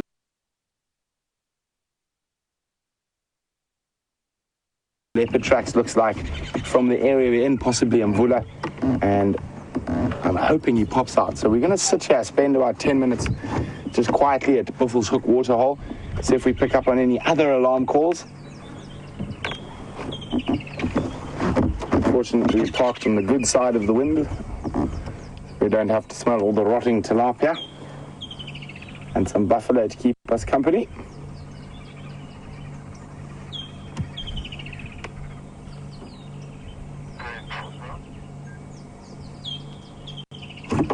Okay, I've just got to be on the game guard radio for a second. Standing by.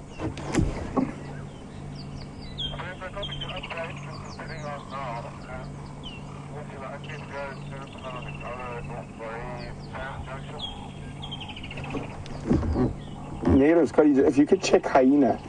I'm just worried with all those mud wallows on hyena, it might duck that way for a drink rather than coming to what's left of Buffels Hook. There we go. Scotty's also in the area. He's going to go check the next road along. So it is a bit of a gamble, and that's why it's great to have other vehicles out helping you.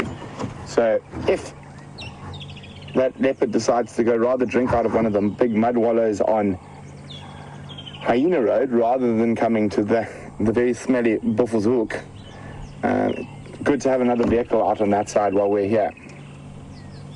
And where VM was pointing is where Mvula is most likely to pop up. He comes down a very big elephant path there. Very often I've tracked and followed him in the vehicle through there. It is very thick in there, so we're not going to go hitting and hoping. The tracks are heading on that elephant path. So now we play the patience game. And if we get no luck, of course, James will say he won the mammal count fair and square, but don't worry, we will not give up.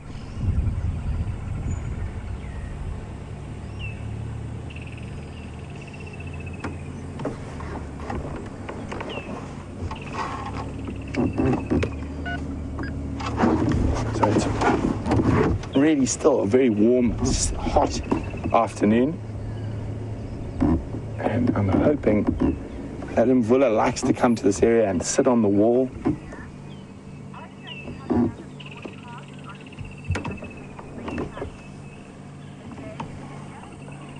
So Jose from Virginia would like to know whether we're going to do another broadcast like we did for TV.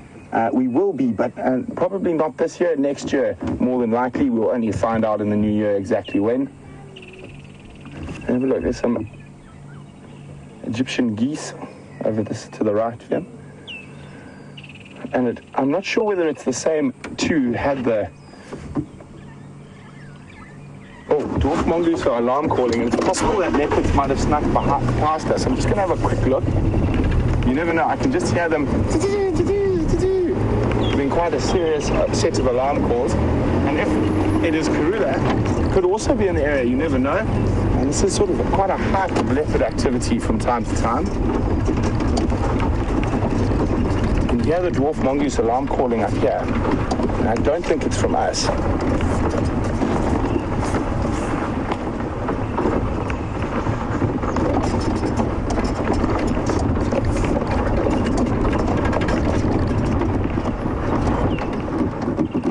Listen carefully.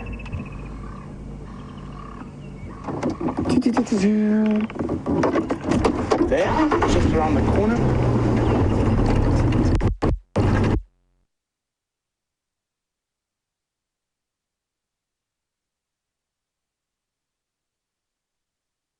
Think anymore at Buffalo's Hook. Remember, dwarf mongoose could be alarm calling at a bird of prey or what?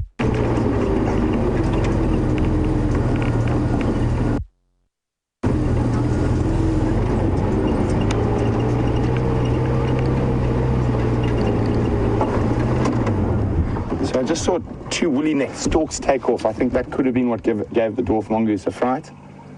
There we go. It's in here somewhere.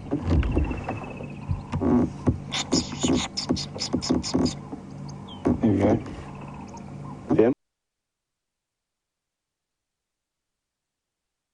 In this hole in the wall. And there we go. Another mammal species for us there. Boom. Little dwarf mongoose. In a hole in the rock. So it could just be those big wings gave them a fright from the storks. Sent them scurrying for cover. I'm still checking under every shady bush around us, just in case. So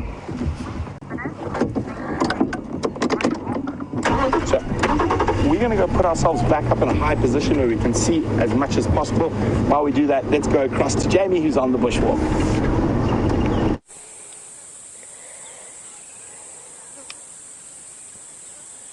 Well, guys, look at how absolutely incredible this is. In here, tucked away in one of the fiercest trees that we discussed earlier, the buffalo thorn, there is a nest hidden away.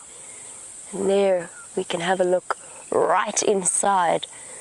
Now, we know that this is a sunbird nest, and it just so happens that we know it's a white-bellied sunbird nest. And that's because we saw the bird fly out of it as we approached it. But it's absolutely phenomenal. You can even see, if you look really closely, you can see around the inside there's feathers lining where the nest, where the eggs will be laid. I can't see any eggs. I've tried to have a good look, but without sticking my face too close to the buffalo thorn. And what's even more awesome, if we move out just a little bit, is around the entrance. I'll try and sort of show you what I mean. There's almost a shade cover. It sort of extends like a veranda roof, if that makes sense. Just around the entrance, it extends over it like it's providing shade or protection from rain. There you go, that's awesome. There you go. Protecting them. They've built a little roof over their head. But the most fascinating thing about this entire process, first of all, you can see how incredibly camouflaged it is.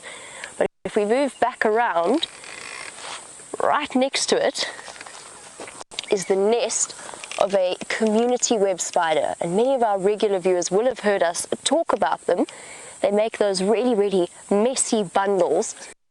surrounded by the webs. You can even see the spider there moving about in it, and unusual in that they are social spiders, so they all live together in essentially an order of arachnids that is completely solitary. This is the one exception.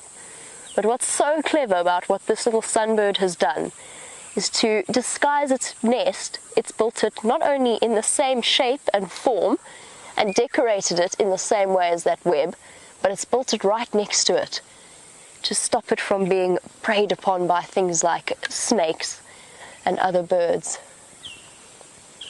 That is so interesting. I learned something new today. I had no idea that they were capable of thinking that through and doing stuff like that. And I don't know if that's instinct, if that's learned, if that's something that's unique to that particular one individual bird who's built that nest, but that is something quite phenomenal.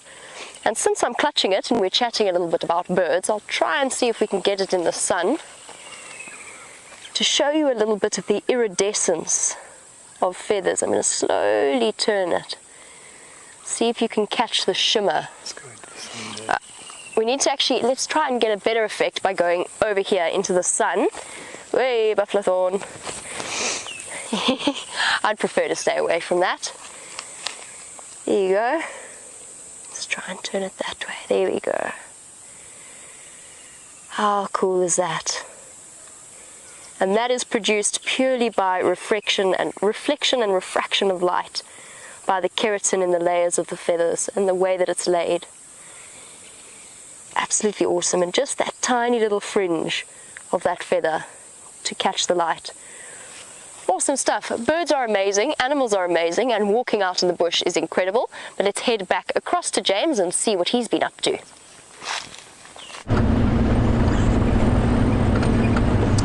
Well, we have not found any further mammals. We've come past the Gallagher waterhole to see if there's anything there. I'm rather hoping Karula's going to pop out there at some stage. I think it might be a slightly vain hope. She has been spending a huge amount of time with local... Shut up, bird, I'm trying to speak. A huge amount of time in this area just to the north of Gallagher Camp, and it's very difficult to get a vehicle in there. And yeah, so interesting if she was around there. Just listening to the radio, sorry.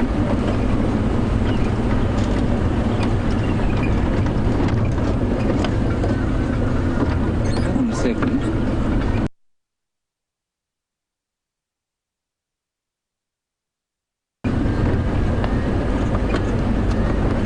Go give me that last message.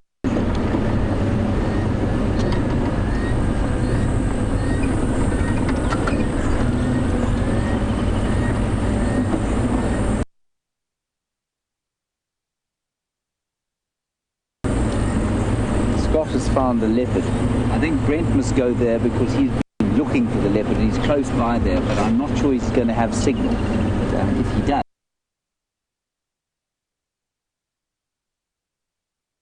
then that'll be great. That's exciting. The reason I told you is that it seems like it's Karula, so that's it.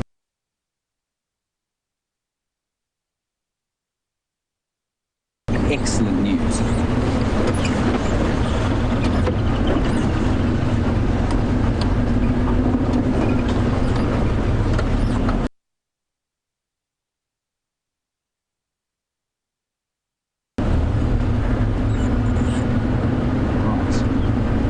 Brent is on his way there, everybody. I probably ruined the surprise that he was going to give you, but I was so excited. Anyway, we'll see a leopard one way or the other.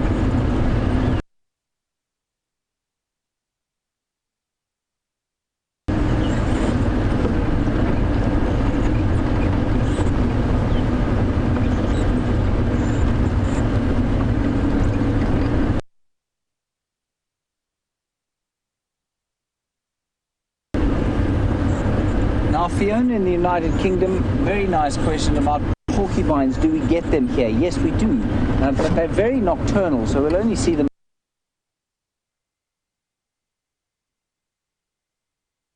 at night. Scott and I were actually following some of their tracks this morning when we went out. So you find their tracks on the road in the morning. Of course, the road is the bush newspaper, as it were, and so we do see them during the course of the night. But you see, we drive around a huge amount at night. And a porcupine is the largest rodent that we get in Africa. A lot of people don't realize that the porcupine is in the same order of animals as the common rat and the squirrel. I was rather hoping for a great plethora. Oh, no, just Nyala. I was hoping for some zebra and wildebeest around. Yeah? We'll keep looking.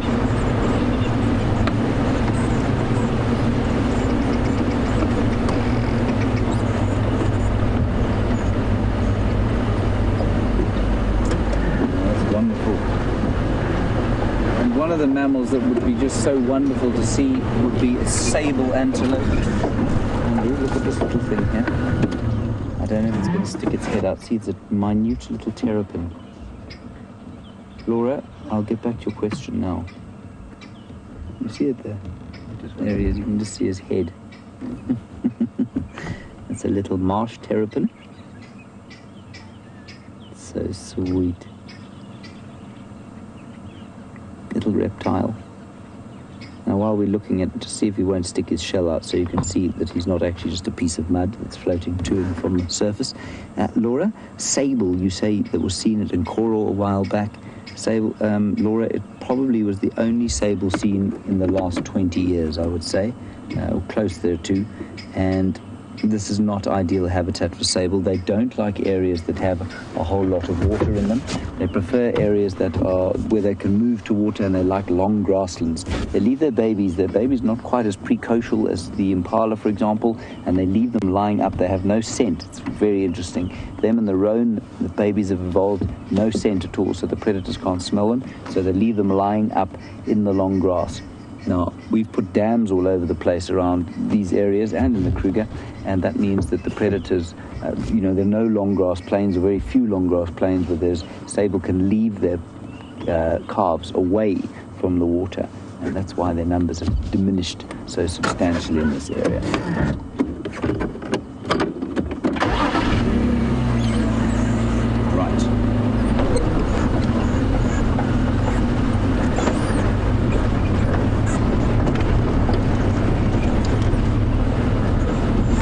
Go across to Brent for a marvelous surprise. Enjoy it. 3, 2, 1, you are live, you're live. So it's not Mvula, it's Queen Karula, and a big thanks to Scotty who found her. So she did exactly what we thought. There still are male tracks in the drainage line below Buffalo's Hook, so Mvula could still be around, but she's come to these little puddles from the rain, and she's come to have a drink here, and she's hot. It's possible she might have a kill in a tree close by. And she's just moved to come have a drink.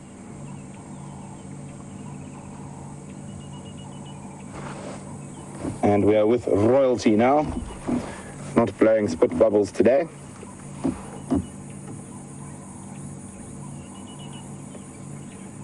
And she's looking very, very content. Nice big belly.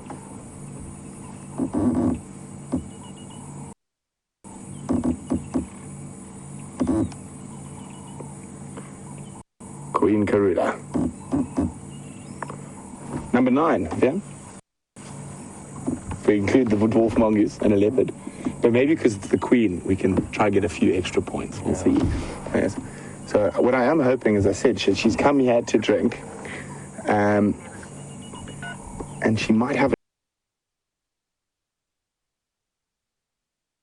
a kill somewhere in the trees around us. And she's just come to this puddle to have a nice drink, and you can see very hot and humid.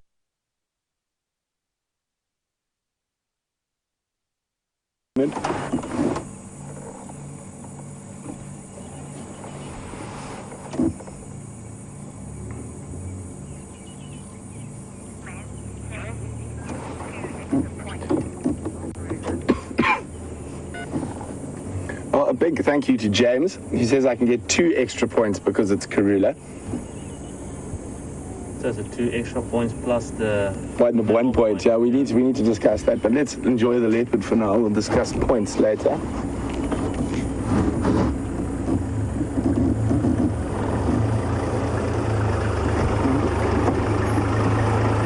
So, as I said, it looks like she's very well fed. So, she might have a kill in this block.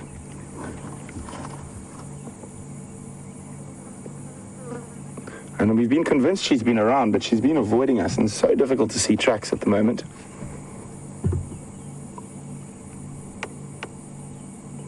And we actually, Wildebeest, or Vim, he said today that we were going to find a leopard on Hyena Road, because we never drive on Hyena Road, and here we are with a leopard on Hyena Road.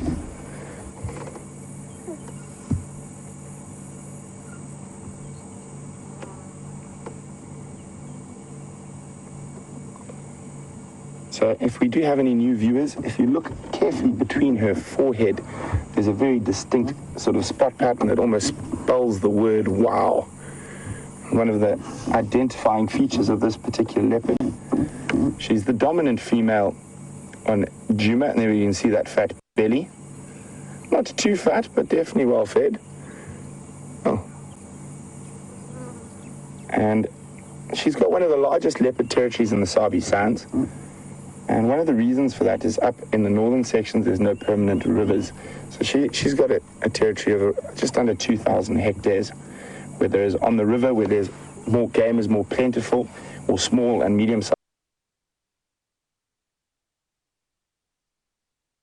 game is more plentiful. Your average female leopard's only got 600 hectare average of territory.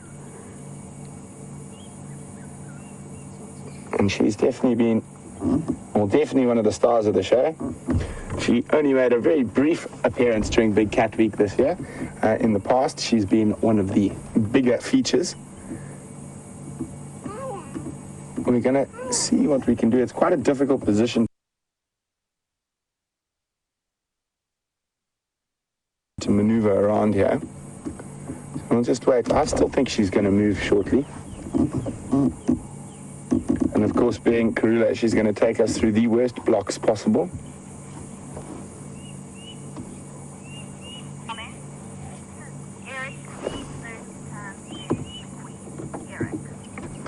Well, I'm very excited for Eric. It's his first time seeing the Queen. And Eric, welcome to Safari Live. Great to have you on the back of the vehicle with us. So, a big congratulations on your first viewing of the Queen of Juma.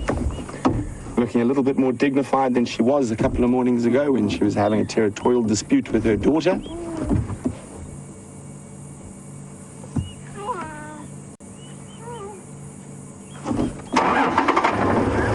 There's no blowing of spit bubbles today for the Queen.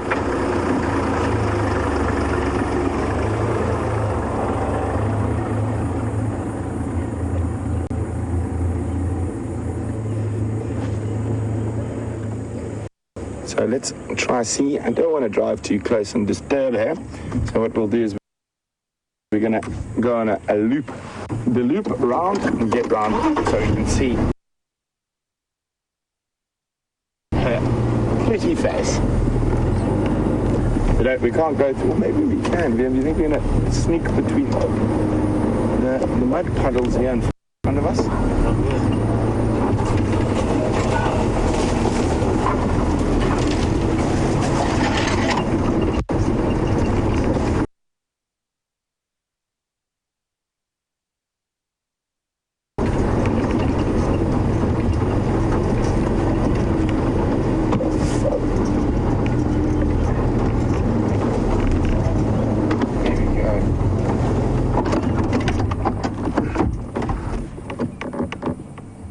So, look at that.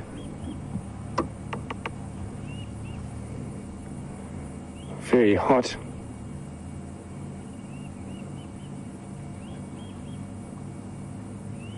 Nice full belly. Doing a little bit of preening and defleeing and deticking. Even the Queen is not immune to ectoparasites. That little moving away.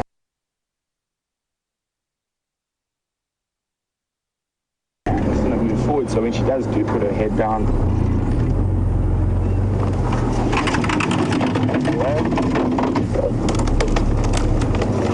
How's that, Phil?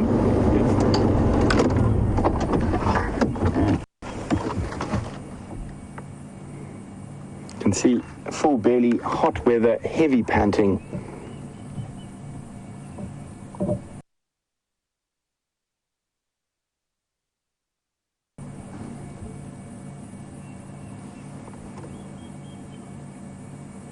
And VM's going on leave in a few days, and he was worried he wasn't going to see a leopard before he left.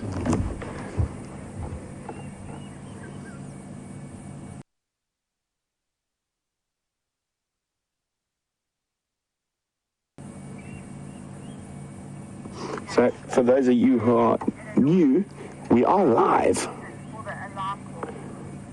And you are seeing this leopard at the same time as me. And Anne in Illinois is wondering, is she the reason for these alarm calls? I'm not sure, and I don't think so. Those monkeys I saw alarming were quite far from this position, and they were looking in the opposite direction towards Buffelshoek Dam. I also saw male leopard tracks in that block, and it is possible that there could be 2 leopards in this area.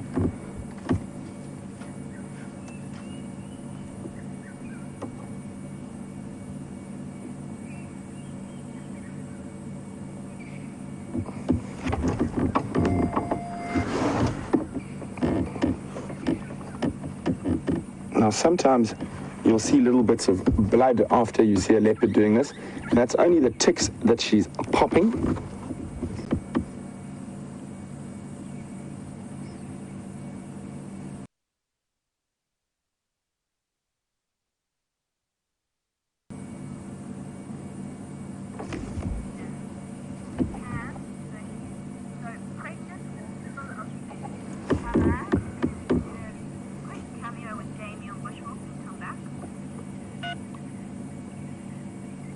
So Pam, and I'm sure a lot of you are wondering, is she pregnant or just full of food?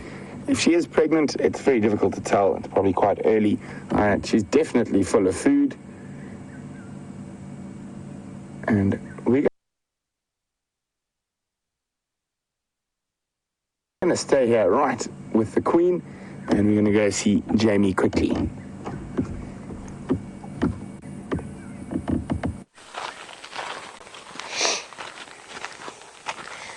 It's starting to get a little bit darker now, and Brian and myself have started to head for home. But Jose, you were wondering whether or not it's safe to walk around in the bush as we are doing. Yes, absolutely, it's safe. It's probably safer than walking about in most of the big cities around the world. That being said, it's all about, first of all, never getting blasé about it. So always checking, always scanning, always listening. And bear in mind that you never know what's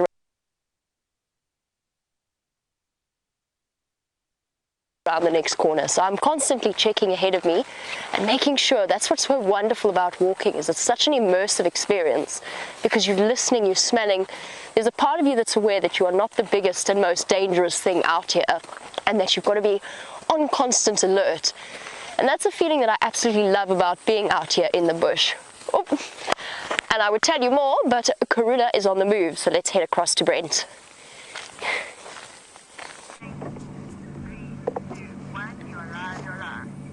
So, as I said, I thought she might get on the move. She was literally 30 centimeters from me as she came past the vehicle. And there were some baby impala around here earlier. Maybe that's what she's full on. And leopards do love a baby impala.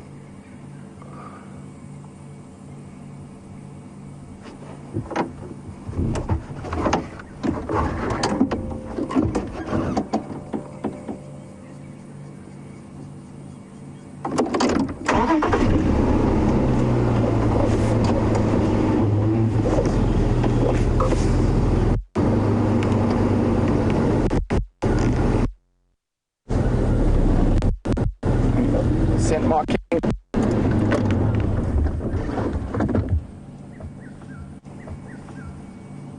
Oh, what's she here? She's heard something. She's off.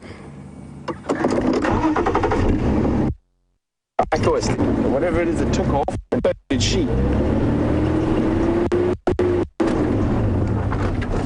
Isn't that just the magnificent sighting? A very typical alert leopard pose.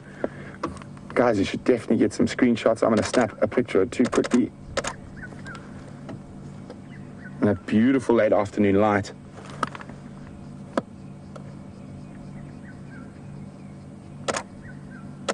Ears alert.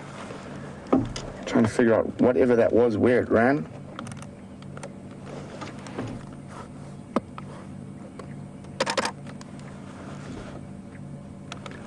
I just love the body shape of it, of this big cat.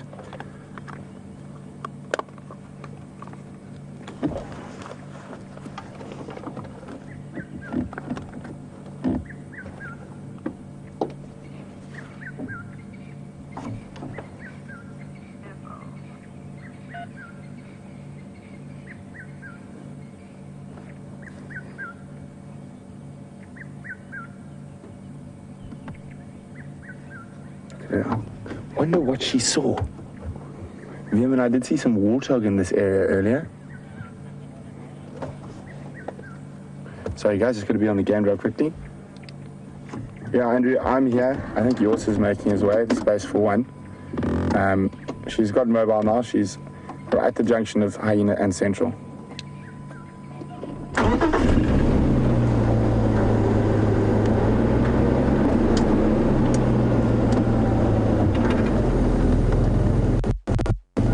As far as I know, there should be space for you to make your way straight out.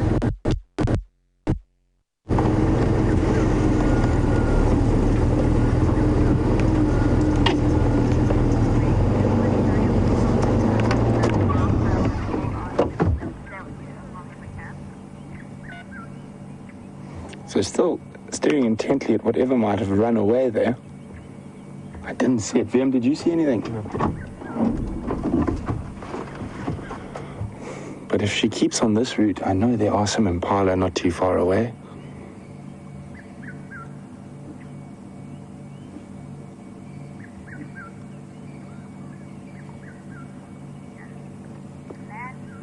How do you tell Karula and Shadow apart?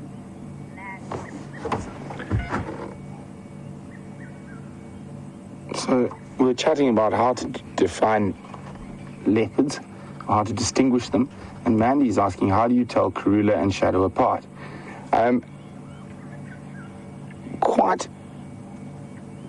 Quite easily, for us who do it every day. They look quite different. Shadow's unfortunately got a bit of a pug face, so she's got almost squashed face, in comparison to Karula, who's got quite a longer face. And Karula's got that very distinct spot pattern between her eyes that spell the word wow. But normally you look at their faces, the last line or the first line of spots above the last line of whiskers. Each leopard has a very unique sort of spot pattern there.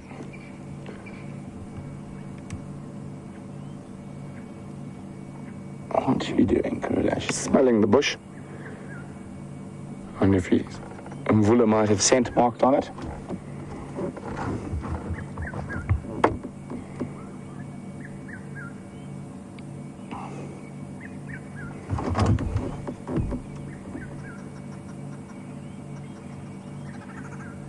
Even though she is quite full, not very full, all these predators are opportunists, so if they get the chance to hunt something now, she definitely would.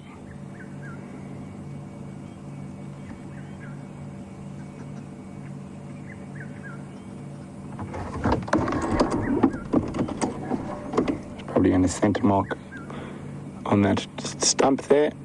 No! Proved me wrong, Queen. Ah, no, she did. Aha, thank goodness. So the reason you see cats and other animals scrape, she spotted something again. The soil like that, as it turns over the soil, and it helps their scent last a little bit longer. And for those of you who might not have been watching Safari Live for that long, can you believe a leopard scent mark smells like buttered popcorn? So it's like going to the movies for us as we follow leopard scent marking. constant wafts of buttered popcorn to confuse the senses.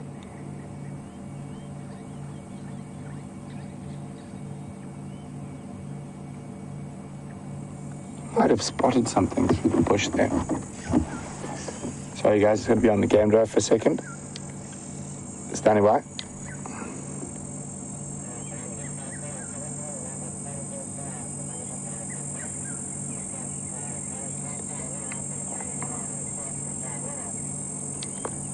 Rather come along Central to Hyena Road Junction. She's at that junction now.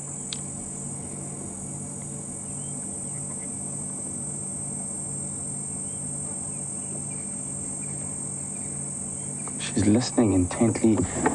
She might be listening for those little contact calls between impala and their young.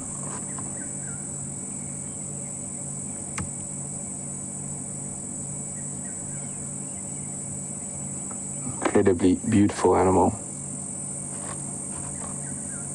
So, her scientific name is Panthera pardus, and the Panthera cats are the only cats that are able to roar. There are a few exceptions, of course, but to make loud rasping or roaring noises. And in Africa, we only have lion and leopard, but the other two really big cats are jaguar and tiger.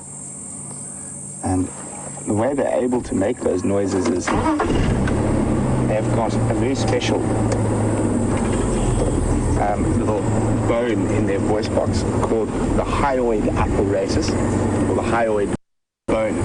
And in most small cats, it is solid, and so they aren't able, it's a solid little bone, but in the big cats, it's almost like cartilage, it's elastic. So when they push air through it, it vibrates, and that's what causes their calls.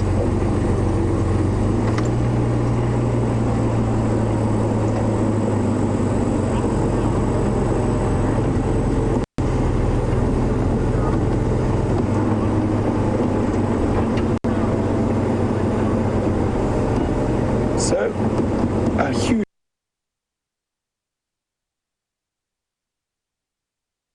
welcome to Raphael, who's a new viewer from Brazil, who says, just look at this leopard, it's amazing. Well, Raphael, I hope to visit your big cats one day and go see some jaguars in the Amazon. But Raphael was wondering, how old is this leopard? She is 11 years old, Raphael. And she'll be turning 12 next year. Probably closer to 12 than 11 now. So, still the dominant female in this area, and still a good few years left in her, I guess. I'd say probably 1 or 2 more litters of cubs as well.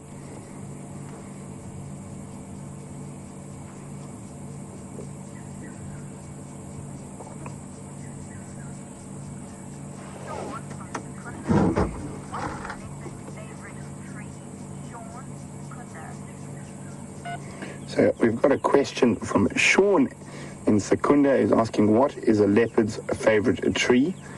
Well, Sean, it depends on the situation. If they're being chased by lions or hyena, their favorite tree is the closest one. But generally in this area, this leopard in particular really likes sleeping in marula trees and jackalberries or African ebonies. I'd say possibly are the two preferred tree species in this area. No scent marking again.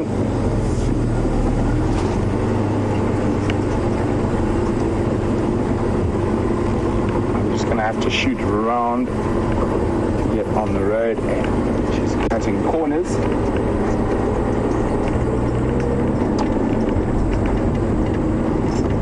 So she should be going that way, in my opinion, or the opposite way to she's going. That's where the impala are.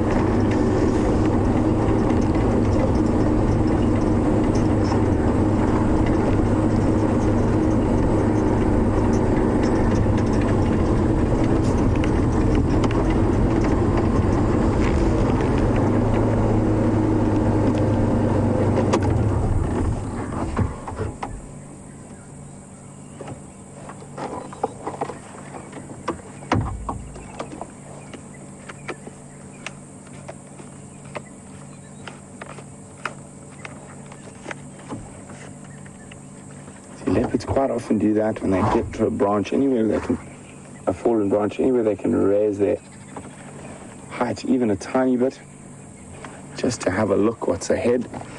Now, a very interesting thing we don't realize, because we often sitting in the vehicles, or even when we walk, we're quite tall.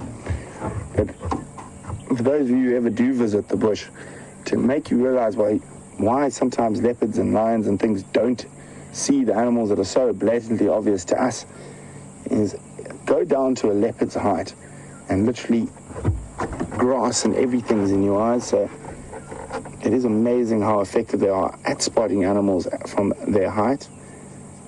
And Queen, true to form, is walking straight to us.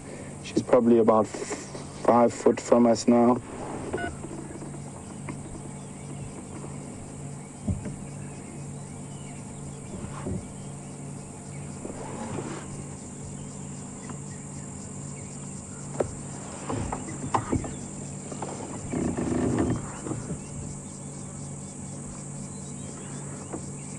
Where are you off to next?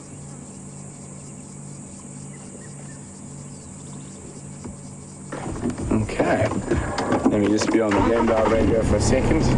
Actually, I'm not going to call it until she actually goes down the road, otherwise she'll make me look silly. She'll just walk scent mark, then get back on the next road. Oh, can you hear that? Listen.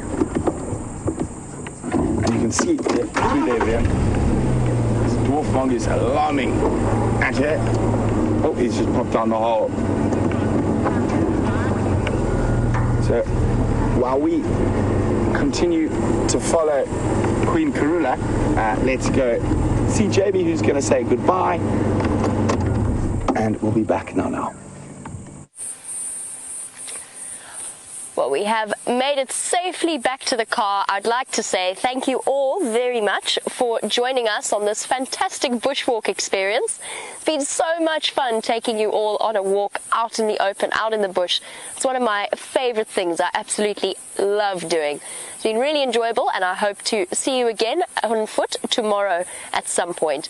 Have a wonderful day wherever you are in the world. We're going to head back across to Brent and the Queen of Djuma.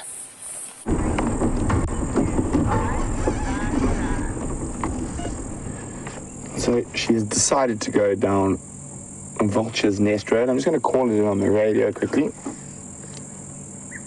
Yours and Andrew, she's now mobile south down Vulture's Nest.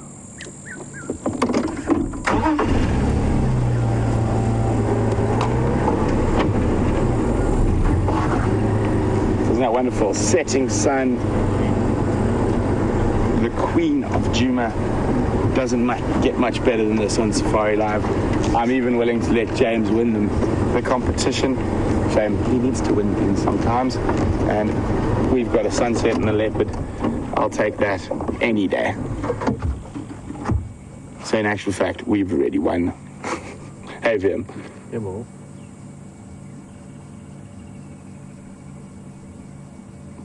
So as she moves, see how she stops and listens.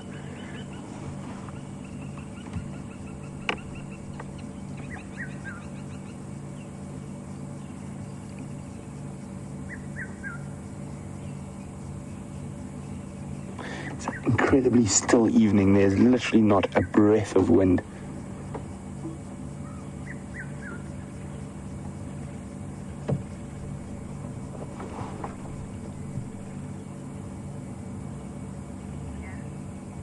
Ellen from Arkansas, which of Karula's offspring will likely inherit or take over her territory when she passes away? Ellen, Arkansas. So, although Karula's probably going to be around for a couple of years yet, Ellen, who's in Arkansas, is wondering which of Karula's offspring is likely to take over her territory when and if she passes away. I think more than likely she'll give pieces of her territory to if she has any more female cubs, but there is a possibility if she doesn't. Shadow is probably the closest of her offspring to this area. Tundi maybe might take some areas, but I don't think so. I think it's more than likely going to be Shadow.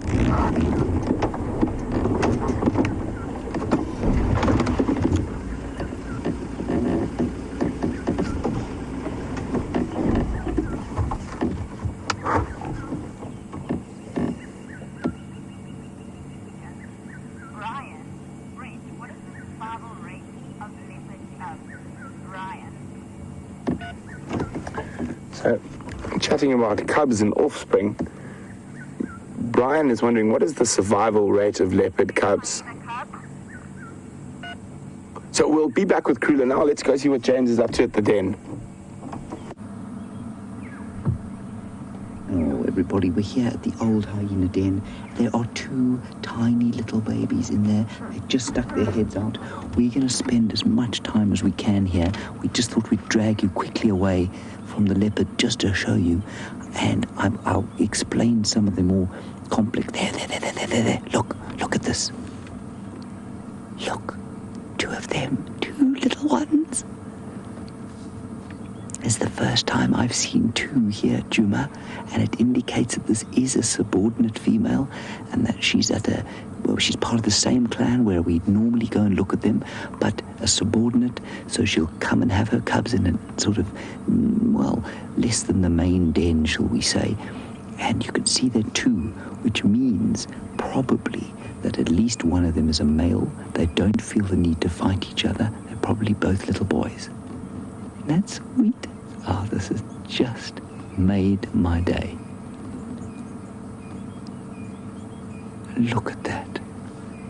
Tiny things. They can't be more. I don't think they can be more than a week old. I was here a week ago looking into that hole on foot. There was no activity around this den. There were no tracks. But we did see, I think, this female, when we walked up here, she was just standing here. And I suspect quite strongly that she was casing the joint to have her babies. I don't think that they're more than a week old, unless they were in another hole and she'd moved them here. Isn't that too special for words? Look.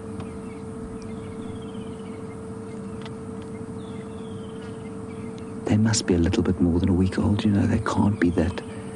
I mean, they're much more precocial than, say, leopard or lion cubs, but they're walking around a bit too much. You can see they're definitely younger than the 5-week-old one that we've been watching.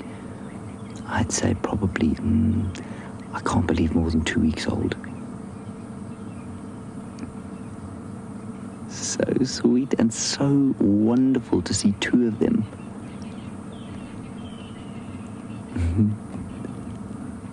So the reason she won't give birth in the main den, where the sort of more dominant females are, is because any food that's brought back to that den will be monopolized by higher-ranking females. She'll give birth and look after these ones till they're a bit bigger before introducing them to the clan, so that they can cope with the fact that they're probably sitting at the lower rungs of hyena society. Oh, it's too special.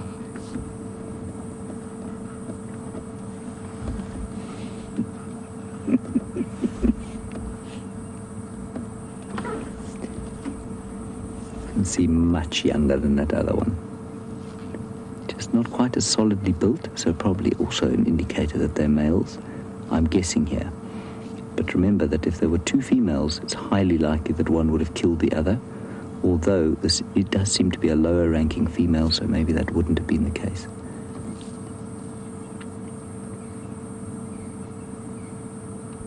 There's the other one.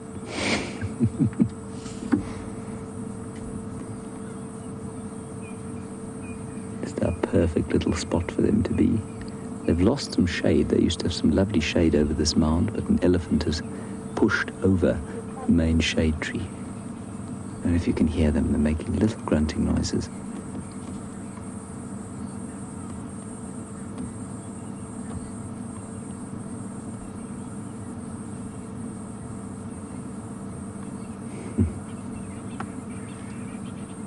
So great. Brent's going to give me 2 points for these ones. Probably deserves, don't you think, Andrew? I'm smelling the air. New scent. I think we're probably the second people that they've seen. I know somebody came in here earlier and didn't mention the cubs, but just said it was active.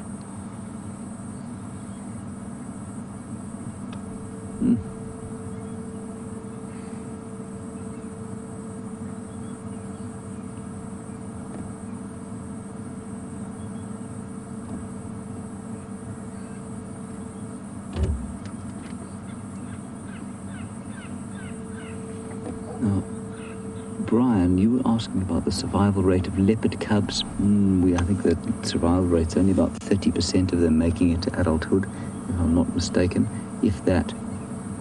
And in fact, I think it's as low as 20% in some areas. The cubs of hyenas will be more successful once they've got past the stage of infanticide, not infanticide, siblicide. So if they're born in twins and there's a female, she'll often kill her sibling. Past that stage, I think you'll find that the survival rate is very high. They stay in the den for up to 6 months, so much longer than the other cats, lions or leopards. And I think you'll find that because of that and the clan situation, the parental care that they're given, I think that you'll find the survival rate is probably around 60%. It's pretty high.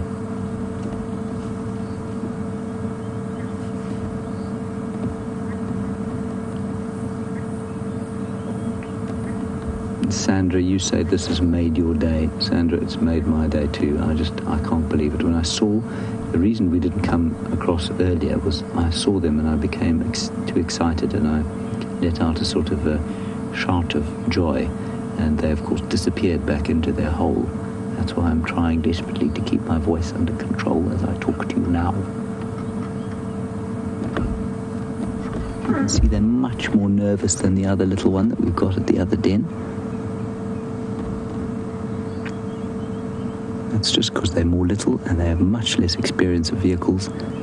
And also, of course, they're born to a lower-ranking female. They will assume her status. They will be able to do nothing about that status. It's such a fascinating social structure. Unique in the mammal kingdom. Not that the mammals are a kingdom, in the mammal class, I mean.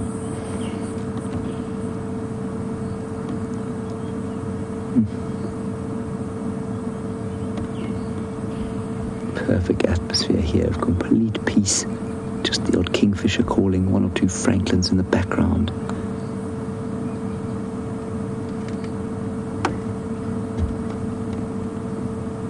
Otherwise, all is just lovely, cooling silence. It's still very hot, but it is starting to cool down nicely. And they're playing. They're not suckling, so they're just having an evening play.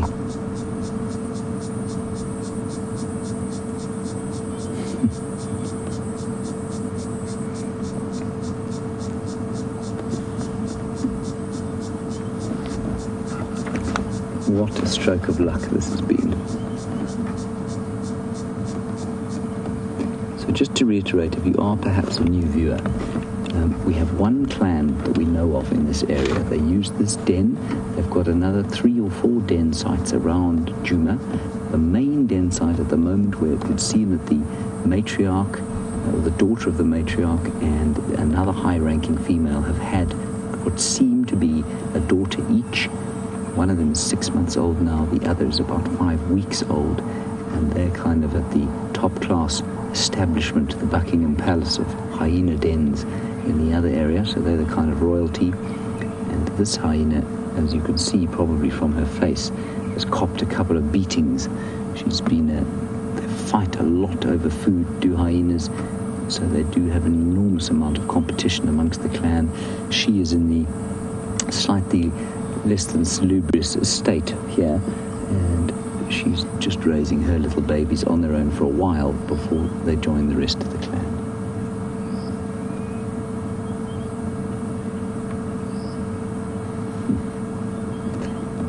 Penny, I agree with you, they do look like bear cubs. Remember, they're not related to bears at all. Bears are more actually closely related to dogs than they are to hyenas, but I agree with you totally. They do have a very bear-like look about them.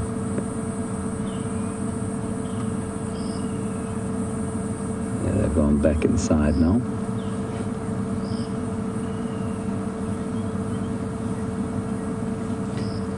So Peggy on email, like I was saying, and you're quite right, siblicide is an enormous part of hyena society, and if females are born to high-ranking females, then they will often kill the siblings that they're born with. and especially if there happen to be other females. If there are two males born, Peggy, especially to lower-ranking females, then it's highly unlikely that that siblicide will happen. So, Peggy, good question. I think that's why there are two here. If these two were going to kill each other, they would have done it already, because they do it almost at birth. And you see, they're born with their eyes open. They're born with teeth, interestingly. She's trying to call them out again.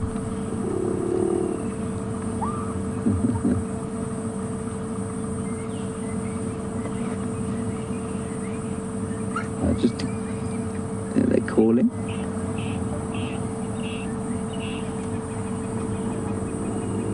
There is another vehicle coming towards this sighting.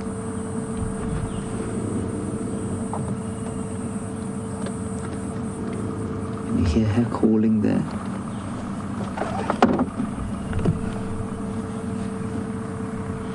Now, Basica, I also haven't heard your name, so if you're new, wonderful to have you along. Thank you for your question. You want to know, will one dominate the other? I'm going to answer your question now. Station approaching Philemon's Dip hyena den. I just don't want anybody to come driving in here at great speed. That's okay. Basically, you want to know if one will dominate the other? No, you see, they're born to the same mother, which means they'll both inherit her status. She's low-ranking. I imagine there'll be a slight difference, especially if one's female. If one's female, she will dominate her brother. But if they're both male, look at that. If they're both male, then they'll share the status.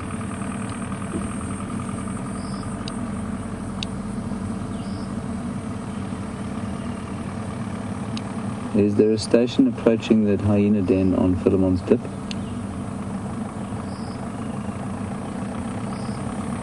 Look at that, she's moving. Look at that, she's moving here. Station approaching Philemon's Dip hyena den. Come in. This is fascinating. Please approach with great care. The female has taken one of the cubs out of the den. They just come very slowly.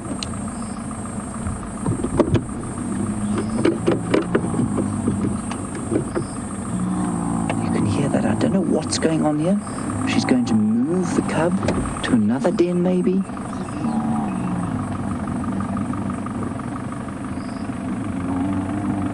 The other one's calling. You've still got a view there, Andrew. I'm going to go a little bit forward for you.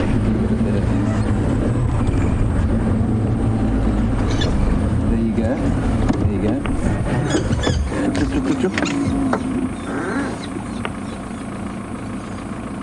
Not happy.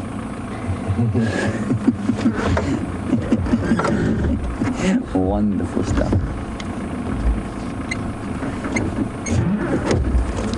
Station approaching den. You can come now. She's moved them back to the den side.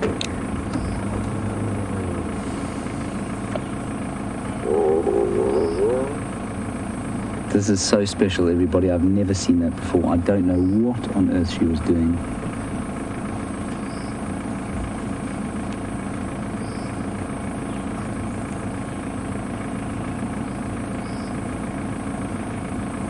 It's okay. We've discussed the fact that they're in different den sites here, and Kay, yes, absolutely.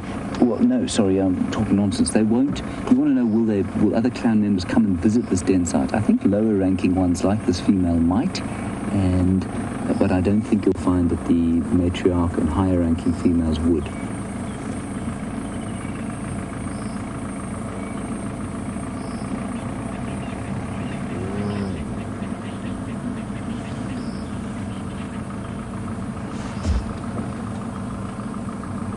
Let's head it back across to Brent and his leopard. I'm going to just try and help this game drive vehicle come into the sighting. We'll stay here for a little while. We won't be here after dark, though.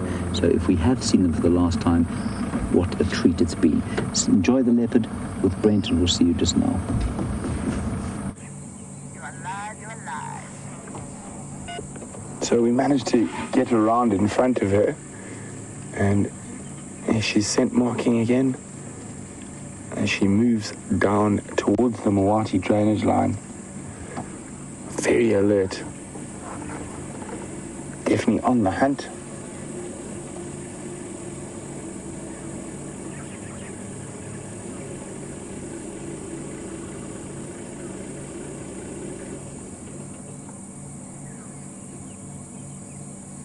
Evening ablutions.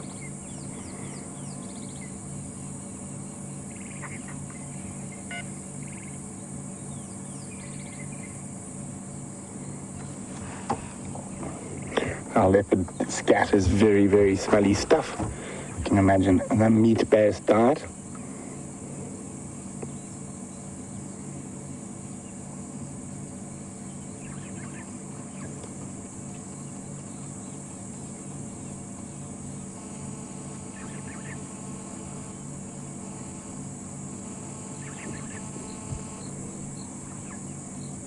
I love it when they do that, when they look up the trees just to make sure nothing's up there.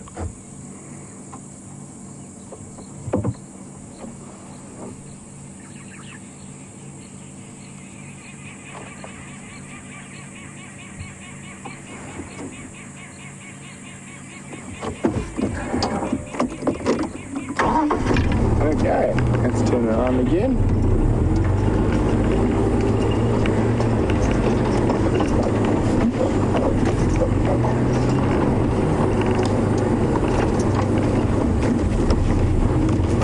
We did a bit of a sneaky maneuver there, cutting around through the bush in the corner so we could get her coming towards us. So what we'll do now is we'll keep swapping turns who gets to stay in front with her, because the bush is really thick on either side.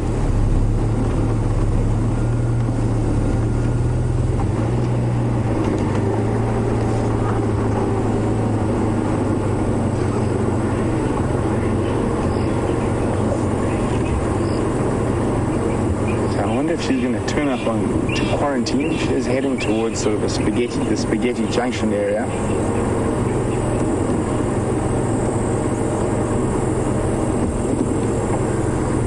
There could be some impala around there as well.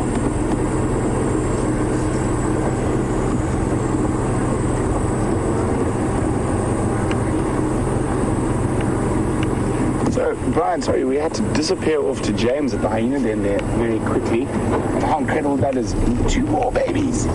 And Brian was wondering, what is the mortality rate of leopard cubs in the Sabi Sands? And Brian, it's over 70%. And out of the known leopard mortalities, the majority of those are caused by male leopards. And then hyenas and lions are the next lot. And of course, there's always some unknowns. And you get some unusual ones, like pythons that eat leopard cubs. But for the first year of life, it's very tough to be a leopard. So,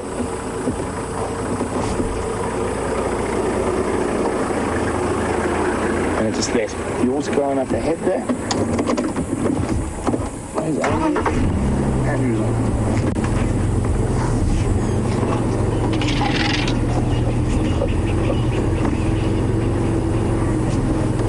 So Andrea has noticed that Karula holds her tail in different positions as she moves, and Andrea wondering, is there any significance to the different positions? And yes, there is, Andrea. If we see her put her tail right up vertically, she's been spotted by either monkeys or anything that she might be hunting. And it's sort of, okay, you got me. But as you see how it moves like that, with that white tip very distinctly there, that is a following mechanism for the cubs to follow. She doesn't have any cubs at the moment, but that's what that little white tip is there. And there's some people who say that the flicking of the tail is to try to placate birds that are alarm call. Myself, I'm not so sure about that. But you do see when the leopard starts concentrating on stalking, you see it flick. But as I said, I'm not sure whether it placates birds. It's just a theory.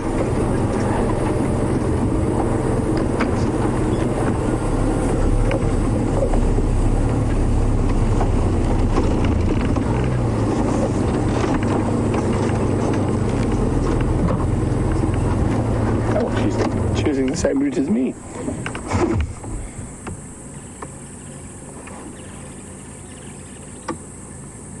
think she might head down towards the Mawati drainage line.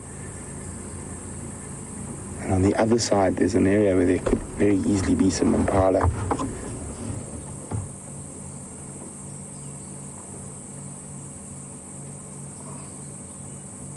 So you can see those bigger trees in the distance.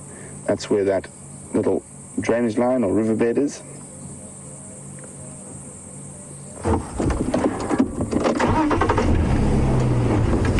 Now she's going to put us to work. She's been very nice driving down the roads.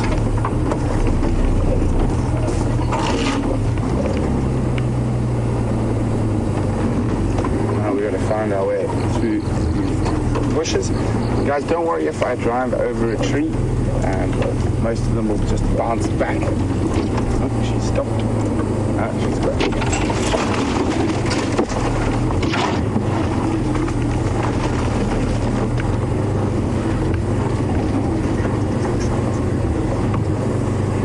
Elephants often do a lot more tree wrecking than we do.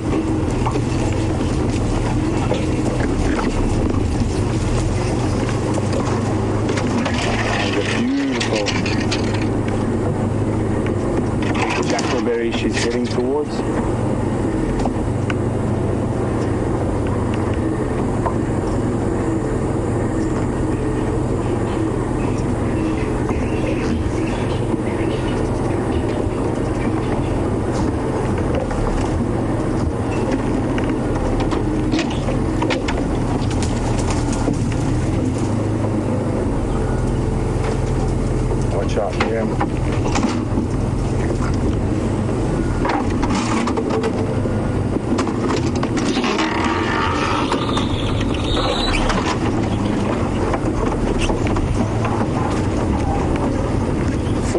She's chosen a section where we can actually get down. Sometimes she chooses sheer banks and then gets stuck trying to find a spot to get around to her.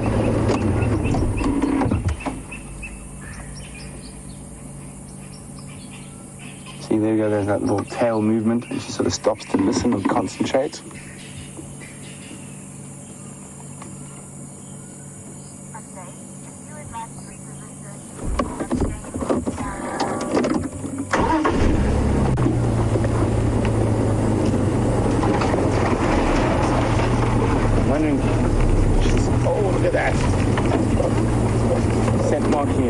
She's just rubbing her head against the tree, and she's going to pop down into the drainage line. So let's do the same.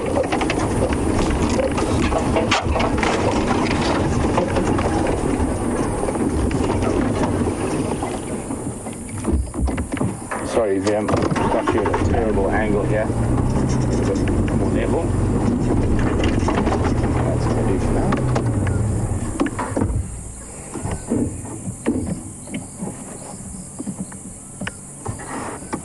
I think she might head straight across towards this pan system, the frog pan, where we had the eddies on the sunrise safari. You also think maybe head towards Chile Pan. She's going straight across. I'll try stay with that.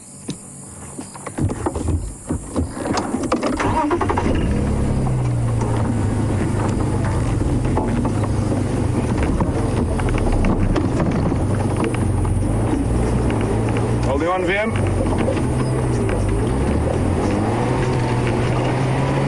Oh, that's a bit steep. Can you still see it, VM?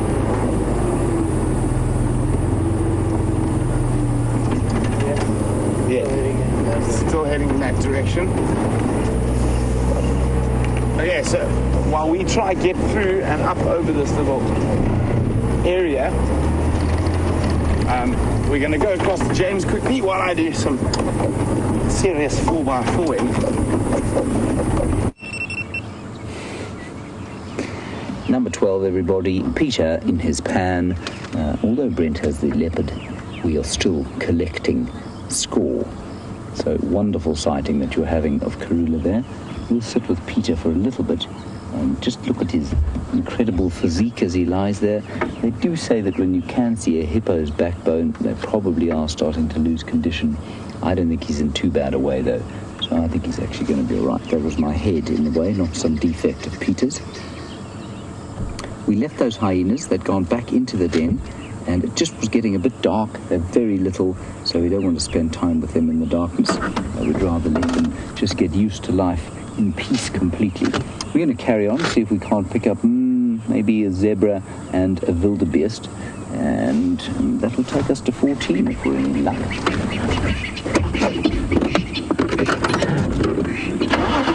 Now, Diane, quite interesting question you've asked here about the hyena cubs. Remember, hyenas have cubs, not pups, and hyenas, you want to know if the mother would leave them ever. Would she leave them to go off and hunt? Yes, she would. She would have to do that. And they actually construct themselves the most remarkable things, making horrible buzzing noise. Andrew? There's a cicada stuck somewhere. Oh well, we'll find it just now. Never mind, I'll just drive it quicker. Yeah, that's much better. Diane, they construct themselves a shelf underneath that hole there. They're very, very safe from anything other than a hyena-sized predator. And there's nothing a hyena-sized predator that's going to try and take them on. I suppose a python might. A python is probably the greatest danger that they have this time of year, being that size. And they might threaten them in the den there, but otherwise it'd be pretty safe. The mother has to go away and hunt. And often they will leave no one at the den. And I wonder, when we walked past there the other day, they definitely weren't in that hole. They may have been in a deeper hole the other side of the den. And I wonder if when she saw us coming up, she responded exactly the same way as she would if she saw lions. They'll run away, the cubs will go inside, and they won't come back. They won't try and sort of defend them because the cubs are so safe underneath the ground there. Great question. Thank you, Diane.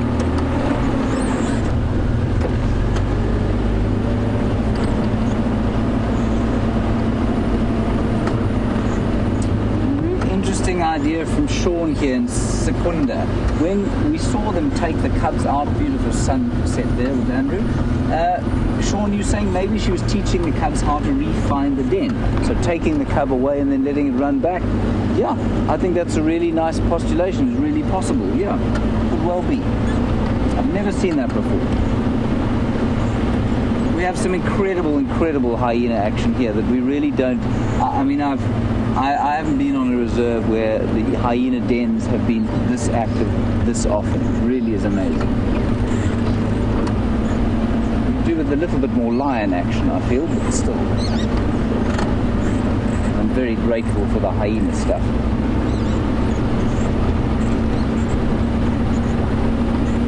So driving across quarantine, hoping to catch one or two more mammals in our little quest to beat Brent. I think we're pretty safe on that score, although those may be famous last words, of course. Maybe a scrub hare, perhaps a white-tailed mongoose.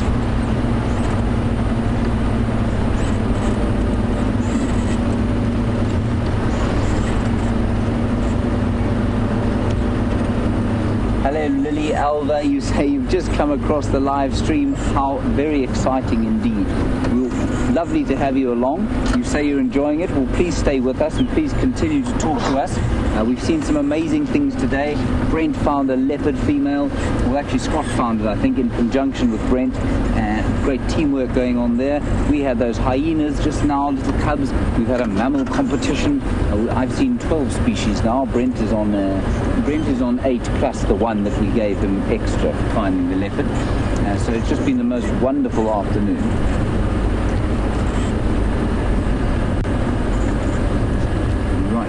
Trying to see if there isn't perhaps a wildebeest here or a zebra. They're always here, except today.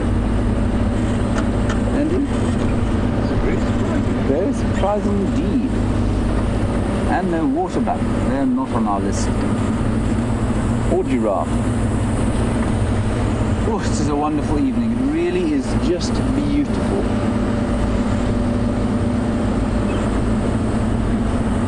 Clearing's always a good place to be if you want to see something in the night, because they're often here trying to find space so they can see any predators coming to eat them. That's all the antelope.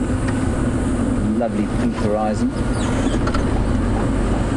I really like the fact, to be honest, that we don't drive around too much after dark these days in the summer, simply because it's difficult to film at night. The pictures aren't often great, and night drives can be really rewarding if you see stuff, but if you don't, it can be a little bit taxing. It's difficult to see. You don't get the same vistas that you do during the day. We'll just watch these and I thought they were going to be clear. There were a few more coming out of the bush here. Streaming out onto the plains. There we go. One more. Not a great bevy of them. Look at her run. Isn't that amazing? Oh, that's fantastic. So fast. There they go. There's a ram chasing them around there. It's getting a bit dark now to see properly. Oh, yeah, they come. I'm not sure why he should be chasing them, I must say. Let me just go back a bit. There's a view of them.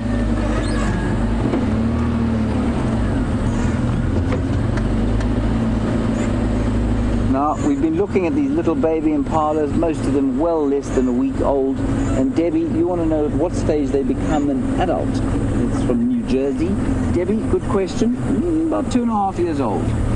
So the females are able to breed in their kind of second winter. So 2.5 they'll be able to breed. The males are capable of breeding then, but whether they'll be sufficiently large to fight for mating opportunities by that stage, I don't think so. Probably only around 4 years old. Sorry, they really don't keep hiding behind the bush. They'll sneak forward again. No, Jigger doesn't sneak forward. You've got to stop him.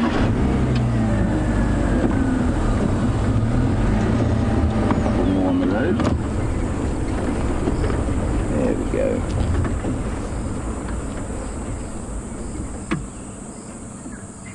Now, of course, now starts the long night, which is not easy for these impala.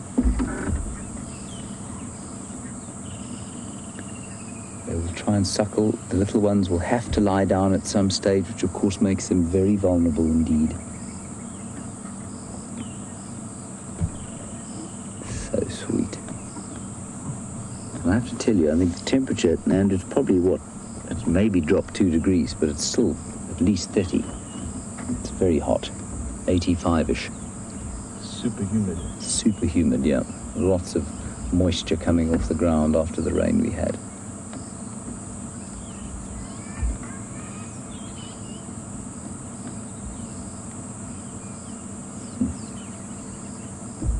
Little peaceful nursery herd there. They'll do some grazing. They will do a lot of watching, though, tonight. I don't think there's much of a moon at the moment. If I look at the western horizon, I can't see any moon. We've had quite a few cloudy nights, so I have no idea what phase of the moon we're in. So if anyone can tell me that would be great.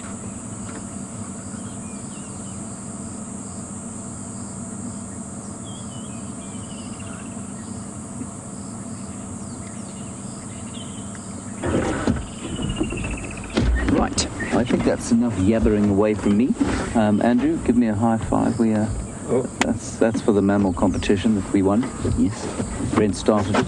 Thank you, everybody, for your wonderful contributions and questions today. I do find, since our Big Cat Week especially, that new viewers, so stimulating having you on board, especially in conjunction with the brilliant questions from our regulars. Thank you for talking to us the way you do. Thank you, Andrew, for your efforts today on camera. And thank you to Nikki, and I nearly said Tara. It's not Tara, of course. Tara's gone. Kirsten McLennan-Smith in the final control. And we're going to hand you over to Brent Leo Smith. And, I also need to thank Jamie for her first walk. We're going to hand you back to Brent, and he'll keep you updated on Karula. We'll see you tomorrow morning at 0500 in the glorious African dawn. Bye-bye. See you then.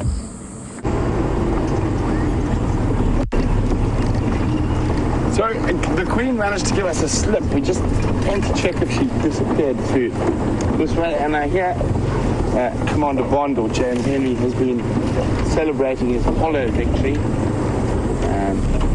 We didn't play for 2 hours. We looked for leopards. So it's fine. I concede James has won, but VM and I are winning at life.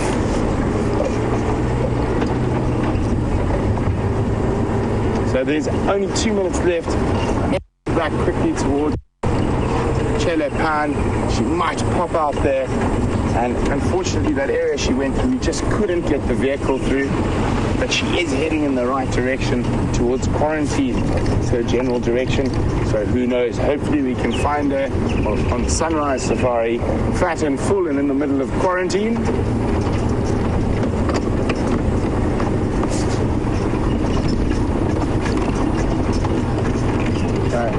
Approaching up to the last spot.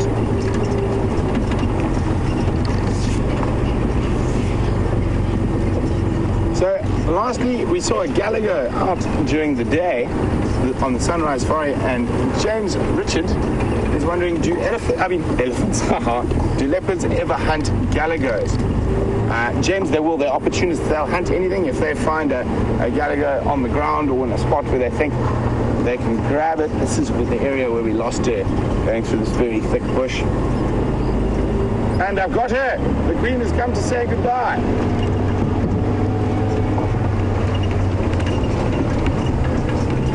There we go.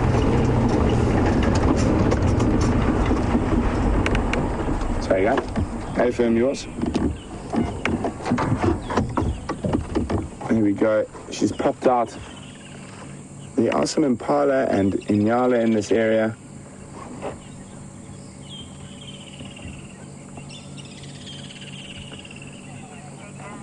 And guys, what a fantastic sunset safari. Well done to James for winning the mammal. Thanks to Scotty for finding the leopard for us. And well done to Jamie on her first bushwalk. So from all of us here at Safari Live, we definitely got to be on the hunt for the Queen in the morning. So good night and enjoy the last few visuals of Karula.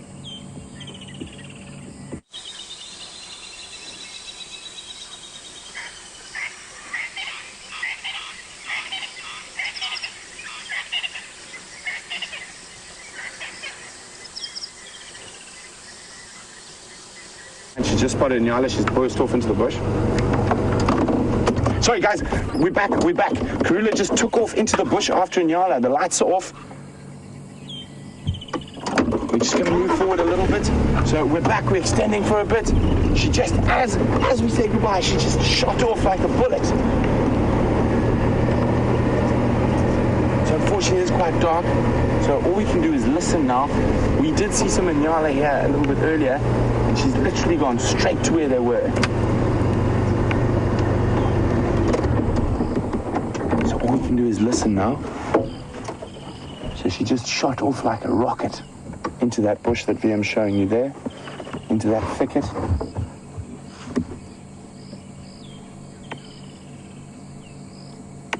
And we're waiting to hear.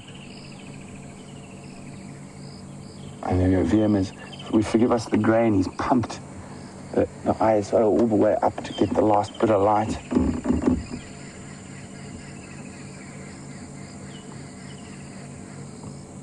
All we can do is, there she is, fam.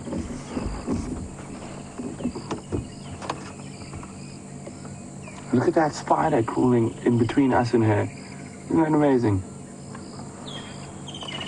So there was Nyala right there a little bit earlier, and I haven't heard any barking, so it's possible they're still very close. What you spotted there, Viam? Okay. Checking. I can just make